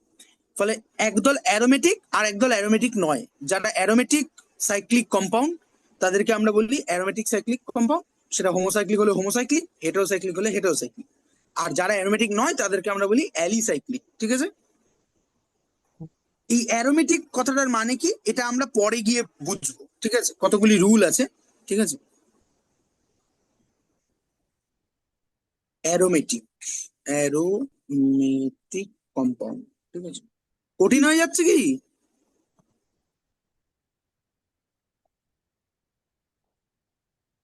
বল রে, কঠিন লাগছে? একটু তো কনফিউশন হচ্ছে। একটু লাগছে, আচ্ছা। তা মানে বুঝতে অসুবিধা হচ্ছে না, মানে মনে হচ্ছে যে অনেকটা পরিশ্রম করতে হচ্ছে বুঝতে গেলে? সেটা না বোঝা যাচ্ছে, কিন্তু আফটার যদি আবার রিপিটে জিজ্ঞাসা করা হয়তো ভুলে গেছি কি বলবো। রিপিট আমি এখন জিজ্ঞেস করবো না, ঠিক আছে। ওটা বাড়ি গিয়ে পিডিএফ দিয়ে দেওয়া হচ্ছে, ভিডিও এক দুদিনের মধ্যে দিয়ে দেওয়া হয়, বই আছে, ঠিক আছে। এবার বাড়িতে গিয়ে পড়তে হবে, ঠিক আছে। বাড়িতে গিয়ে পড়তে হবে। এখন আরো একটা সুবিধার জিনিস আছে, সেটা হচ্ছে যে মানে অ্যাভেলেবেল ইন্টারনেট এবং একটা ওই চ্যাট জিপিটি বা জেমিনি যাই হোক না কেন, ফলে তাকে প্রশ্ন করলে পরেও অনেক ক্ষেত্রেই উত্তর দিয়ে দেওয়া দেবে আর কি। হ্যাঁ, অনেক ক্ষেত্রে হয়তো সেই উত্তর তুই বুঝে উঠতে না পারিস, তখন নিয়ে আসবে আমার কাছে। কিন্তু ওই পরিশ্রমটা করতে হবে, আমি বুঝিয়ে দিতে পারবো না। মানে পৃথিবীতে কেউ কাউকে কিছু বুঝিয়ে দিতে পারে না, সিম্পল করে দিতে পারে, ঠিক আছে। যে এই ব্যাপারটা আর কি, হ্যাঁ, এক্সপ্লেইন করতে পারে, বুঝতে হয় নিজেকেই, ঠিক আছে। তো তুই বুঝতে পারবি, কঠিন হলে আমাকে বলবি যে দাঁড়ান দাঁড়ান, এই এটা বলুন, এটা কি আরেকবার বলুন, ঠিক আছে। সেটার জন্য আমি রাজি আছি, ঠিক আছে। কখনো হয়তো সিম্পল জিনিস, খুব সিম্পল জিনিস যদি বুঝতে না পারিস, হয়তো একটু বকাই দেবো যে কি রে বাবা, এত সহজ জিনিসটা বুঝতে পারছি না। কিন্তু সেটাও শুনে নিয়ে আমি স্টিল আরেকবার বলবো, ঠিক আছে। তো মূল ব্যাপারটা হচ্ছে যে কঠিন লাগবে, কারণ জিনিসটাই কঠিন। জিনিসটা কমপ্লেক্স, কঠিনের থেকে বড় কথা কমপ্লেক্স। ফলে ওটাকে নিয়েই চলতে হবে। তুই সেটা আহ, মানে তুই না, সবাইকেই বলছে, ওর কি তা বললো না, ওর কেমন লাগছে, ঠিক আছে। আহ, কিন্তু ওটা আস্তে আস্তে আস্তে আস্তে সহজ হবে। একদিনে সহজ হবে না, একদিনে কোনো কিছুই সহজ হয়নি। তুই কি প্রথম দিনে হাঁটতে শুরু করে দিচ্ছিস নাকি? হামাগুড়ি দিয়েছিস, পড়েছিস, গুঁতো খেয়েছিস, মাথায় কাল ছিঁড়ে পড়ে গেছে, কত হাজার জিনিস হয়েছে, তারপরে গিয়ে তুই একদিন হাঁটতে পেরেছিস। কথা বলতে গিয়ে তুই ত ত ত ত করেছিস, বাবা বলতে পারিস, মানে খুব সহজে প্রথমে হয়তো মা বলতে পেরেছিস, ঠিক আছে, তাও অনেকটা পেরিয়ে আর কি। তারপরে গিয়ে মা বলেছিস, সেখান থেকে বাবা কাকা করে এখন তুই কত কঠিন কঠিন শব্দ আম, বলতে পারিস, অ্যাটলিস্ট দুটো ভাষা বুঝতে পারিস, বলতে পারিস, ঠিক আছে। ফলে ইংরেজি, বাংলা, হিন্দি এতগুলো ভাষা বুঝতে পারিস খানিক, বলতেও পারিস হয়তো। হুম। আহ, আর অর্গানিক কেমিস্ট্রির ভাষা বলতে পারবি না, এটা ঠিক আমি বিশ্বাস করি না। ফলে যেটা করতে হবে সেটা হচ্ছে যে ওইটা নিজেকে একটু অ্যালাউ করতে হবে যে ঠিক আছে কঠিন লাগবে, কিন্তু তার মধ্যে দিয়েই নৌকা বেয়ে নিয়ে যেতে হবে, ঠিক আছে। যাক, আর বাকি আছি আমি, ঠিক আছে, ওটা ইয়ে করার জন্য, যতটা সহজ করে দেওয়া যায়। হুম। নৌ দিক দেখানোর জন্য নাকি? হ্যাঁ, হ্যাঁ। নৌকার দিক দেখানোর জন্য। নৌকার দিক দেখানোর জন্য। আহ হ্যাঁ, দিক দেখানোর জন্য বলতে পারিস, দিক দেখানোর জন্য, অন্য প্রবলেম সলভ করার জন্য। নৌকা ফুটো হয়ে গেছে, জল ঢুকছে, কি করব, মানে এই লোকে বলেন অনেকেই, আমি হালটা অনেক আমাকেই কলেজ লেভেলে, বই বইতে হবে নাকি? হ্যাঁ আলটিমেটলি তো কি বইতে হবে, কলেজ লেভেলে এটা লোকে বলে যে পড়ছি অনেক কিন্তু ভুলে যাচ্ছি, ঠিক আছে। এটা একটা পজিটিভ দিক, লোকে খুবই নার্ভাস হয়ে যায়, ঠিক আছে, যে ভুলে যাচ্ছি কি সব ভুলে যাচ্ছি, ঠিক আছে। আমার এটা কোনোদিনও ফিল হয়নি সেই অর্থে। তার একটা দুটো কারণ হতে পারে, একটা হচ্ছে আমি ওদের মতো অত পড়িনি, অনেক কম পড়েছি, এটা একটা কারণ। আরেকটা কারণ হচ্ছে যে আমার অত কিছু মনে রাখার দায় ছিল না, পড়ছি মজা লাগছে, ঠিক আছে, না মনে থাকলে থাকবে, যা মনে থাকবে না থাকবে না, এরকম একটা উম, আলগোছে ব্যাপার নিয়েই চলেছে। ফলে আমি কোনোদিন এটা ফিল করিনি, কিন্তু আমি বহু মানুষকে বলতে শুনেছি যে পড়ছি তো অনেক, কিন্তু কিছুই মনে রাখতে পারছি না, ঠিক আছে। তো এটা খানিকটা ওই রকম না, যে নৌকা বাইছিস তুই, দেখে নৌকা ফুটো হয়ে গেছে, জল বের ঢুকে যাচ্ছে, জল ফেলছিস আবার ফুটো হয়ে গেছে, তখন একটুখানি ট্রিক বলে দেওয়া যে ঠিক আছে, এত চাপ নেওয়ার কিছু নেই, তো নৌকাটা তে মানে এত প্যালপিটেশন করে জল ফেলার দরকার নেই, 30 মিনিট পর পর জল ফেললেও তোর নৌকা ভেসে থাকবে, এইটি বলা আর কি, ঠিক আছে। তো কখনো কখনো একটু পাম্পের বন্দোবস্ত করে দেওয়া, যে তুই নৌকা বাইতে থাকলি, পাম্প জল বের করতে থাকলো, সেগুলো করা আর কি। তো সেগুলো করার জন্য আমি আছি, কিন্তু মূল চেষ্টাটা তোকেই করতে হবে, ঠিক আছে। ওটা না করলে তুই কোনোদিনই শিখে উঠতে পারবি না, ঠিক আছে। এটা তোদের ব্যাচে কোনোদিনও বলেছি কিনা জানি না, কিন্তু অনেক ক্ষেত্রে আমি এটা বলে থাকি। এটা আসলে ক্লাসিক্যাল মিউজিকের একটা কনসেপ্ট, ঠিক আছে। আমি ক্লাসিক্যাল মিউজিকের বেশ কয়েকটা বই পড়েছি, আম, সেখানে আমি শুনেছি। তাছাড়াও এটা সিএস আমাদেরকে বলতো, কিন্তু মূলত ব্যাপারটা হচ্ছে যে অনেকেই বলেছে, আমি অনেক ইন্টারভিউ তো পরবর্তীকালে দেখেছি, আমি আলী আকবর খানকে এটা বলতে শুনেছি, আমির খানেরও বোধহয় একটা জায়গায় শুনেছি আর কি। যাই হোক, তো আমির খান মানে সিনেমা করে আমির খান নয়, হ্যাঁ, গান গায় যে আমির খান আর কি, গাইতেন। হুম। তো সেটা হচ্ছে যে ওরা বলে যে তুমি অনেক ভালো গুরু জোগাড় করে ফেলতে পারো, কিন্তু গুরু তোমাকে 15%-এর বেশি শেখাতে পারবে না, ঠিক আছে। মানে ওরা তো 15%-এর রেসপেক্টে বলে না, পুরোনো লোকেরা আনার রেসপেক্টে বলে, ঠিক আছে, যে তোমার গান শেখা যদি 16 আনা হয়, হ্যাঁ, তাহলে তুমি গুরুর কাছ থেকে ম্যাক্সিমাম 2-3 আনা শিখতে পারবে। মানে 4 আনা মানে 25%, 2-3 মানে হচ্ছে ওই 12, 15, 20, এই রেঞ্জে, ঠিক আছে। তাহলে বাকিটা কি, আমরা যদি মডার্ন কনসেপ্টে ফেলি, যে তার মানে তুই যত ভালো গুরু, মানে স্বয়ং রিচার্ড ফাইনম্যান এসেও তোকে যদি ফিজিক্সটা শিখায়, বা রবার্টস বার্ন উডওয়ার্ড, সে বা রবিনসন, এরা এসে যদি তোকে অর্গানিক কেমিস্ট্রি শেখায়, তাহলেও তুই ম্যাক্সিমাম 15-20%ই তাদের কাছ থেকে ডিরেক্টলি শিখে উঠতে পারবি। হুম। তার জন্য 20% শেখার জন্য তাকে খুবই অ্যাটেন্টিভ, মানে স্টুডেন্ট হিসেবে ভীষণ অ্যাটেন্টিভ হতে হবে, যে যা বলছেন তিনি সমস্তটা আমি ওইখানেই গ্র্যাপ করছি, এরকম একটা ব্যাপার থাকতে হবে। সো 10-15%-এর বেশি বোঝা যায় না, ঠিক আছে। আর বাকি 85% হচ্ছে ওই ক্লাসিক্যাল মিউজিকের লোকেরা বলে যে তুমি কি শুনছো, ঠিক আছে, তোমার কান, তুমি গান কি শুনছো, এটাই ঠিক করে দেবে যে তুমি কত ভালো সঙ্গীতজ্ঞ হবে। হুম। আর যারা ছবি আঁকে, আমি অনেক বড় বড় শিল্পীকে বলতে শুনেছি, এবং আমি নিজেও এটা বিশ্বাস করি, ঠিক আছে। আমার বোন যখন ছবি টবি আঁকে, আমি ওকে ওটাই শেখানোর চেষ্টা করি, যে ঠিক আছে তুই স্ট্রোক আঁকা শিখছিস, সিনারি আঁকা শিখছিস, কিন্তু স্যার একটা সিনারি এঁকে দিচ্ছে, কারণ আমাদের এখানে এরকম টিচার পাওয়া মুশকিল না, বাচ্চা আঁকতে আঁকতে ভালো লাগে, আঁকতে তুই আঁকা শিখবি, আচ্ছা শিখবো, হ্যাঁ চল গিয়ে আঁকা শিখতে ঢুকেছে। তো আঁকা শিখতে ঢুকে গিয়ে তাকে প্রথমেই কি করে, একটা সোজা সিনারি এঁকে দেয়, এবার তাকে বলে ওটা আঁকতে। এবার বোন যেহেতু নিজে অনেক দিন ধরে আঁকছে, মূলত আমি খানিকটা নিজেও আঁকতে ভালোবাসি এবং আমি খানিকটা এনকারেজ করি, যখনই রং টং শেষ হয়ে যায় এনে দিলাম, কিনে দিলাম, ঠিক আছে, নিজে ওর সাথে আমিও আঁকি, ঠিক আছে, করতে করতে আহ খানিক ইন্টারেস্ট হয়ে গেছে এবং মাঝে মধ্যে বেশ ভালোই জিনিসপত্র তৈরি করে ফেলে। মানে ভালো মানে হয়তো স্ট্রোক বেঁকে যাচ্ছে বা কিছু একটা দাগ বেঁকে যাচ্ছে, ঠিক হচ্ছে না, এসব এটা ইম্পর্টেন্টই নয়, ইম্পর্টেন্ট হচ্ছে সে একটা নতুন ভিউ পয়েন্ট বের করছে, এটা ইম্পর্টেন্ট, ঠিক আছে। তো যাই হোক, তো এবার আহ তো সিনারি আঁকতে দিচ্ছে বলে আমি সবসময় এই চেষ্টা করি যে দেখাটাকে যেন বদলানো যায়, ঠিক আছে। সিনারি একটা এঁকে দিল, আমি সেটা আঁকার সময় বসে বসে দেখলাম স্যারের কাছে, তারপর বাড়িতে এসে 17 বার প্র্যাকটিস করলাম, পরের দিন গিয়ে আবার এঁকে দেখালাম। এই করতে করতে হয়তো আমার স্কিলটা ডেভেলপড হবে, এটা সমস্ত ক্ষেত্রে, হ্যাঁ, যে যা শিখিস, গান নাচ হোয়াট এভার শিখিস, সমস্ত ক্ষেত্রে সত্যি। যে তুই দারুণ রেওয়াজ করলি, দরকারি রেওয়াজটা, গলা খুলবে, সুর আরো কারেক্ট হবে, বা যে নাচ করে সে দারুণ স্টেপ প্র্যাকটিস করলে, এই দেখবি নাচের ক্ষেত্রে আমি বিশেষত দেখেছি আমার অনেক বান্ধবী টান্ধবীদের, তারা পুজোর সময় পাড়ার বাচ্চা কাচ্চা নিয়ে নাচ তোলায় আর কি। এই যে নাচ তোলা, এই কথাটার মধ্যে আমার ভীষণ আপত্তি আছে, ঠিক আছে।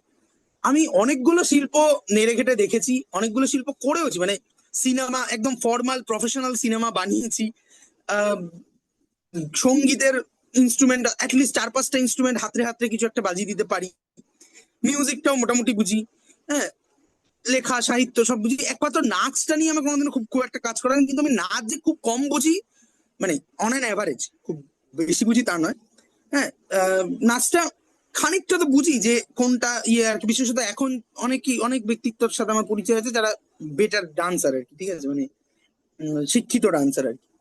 তো নাচের ক্ষেত্রে এই একটা ব্যাপার আমার অনেকদিন, মানে আমি যখন কলেজে পড়ি তখন থেকেই মনে হতো, এই যে নাচ তোলা, এটা কি আর বোকা বোকা কনসেপ্ট যে নাচটা তুলবো।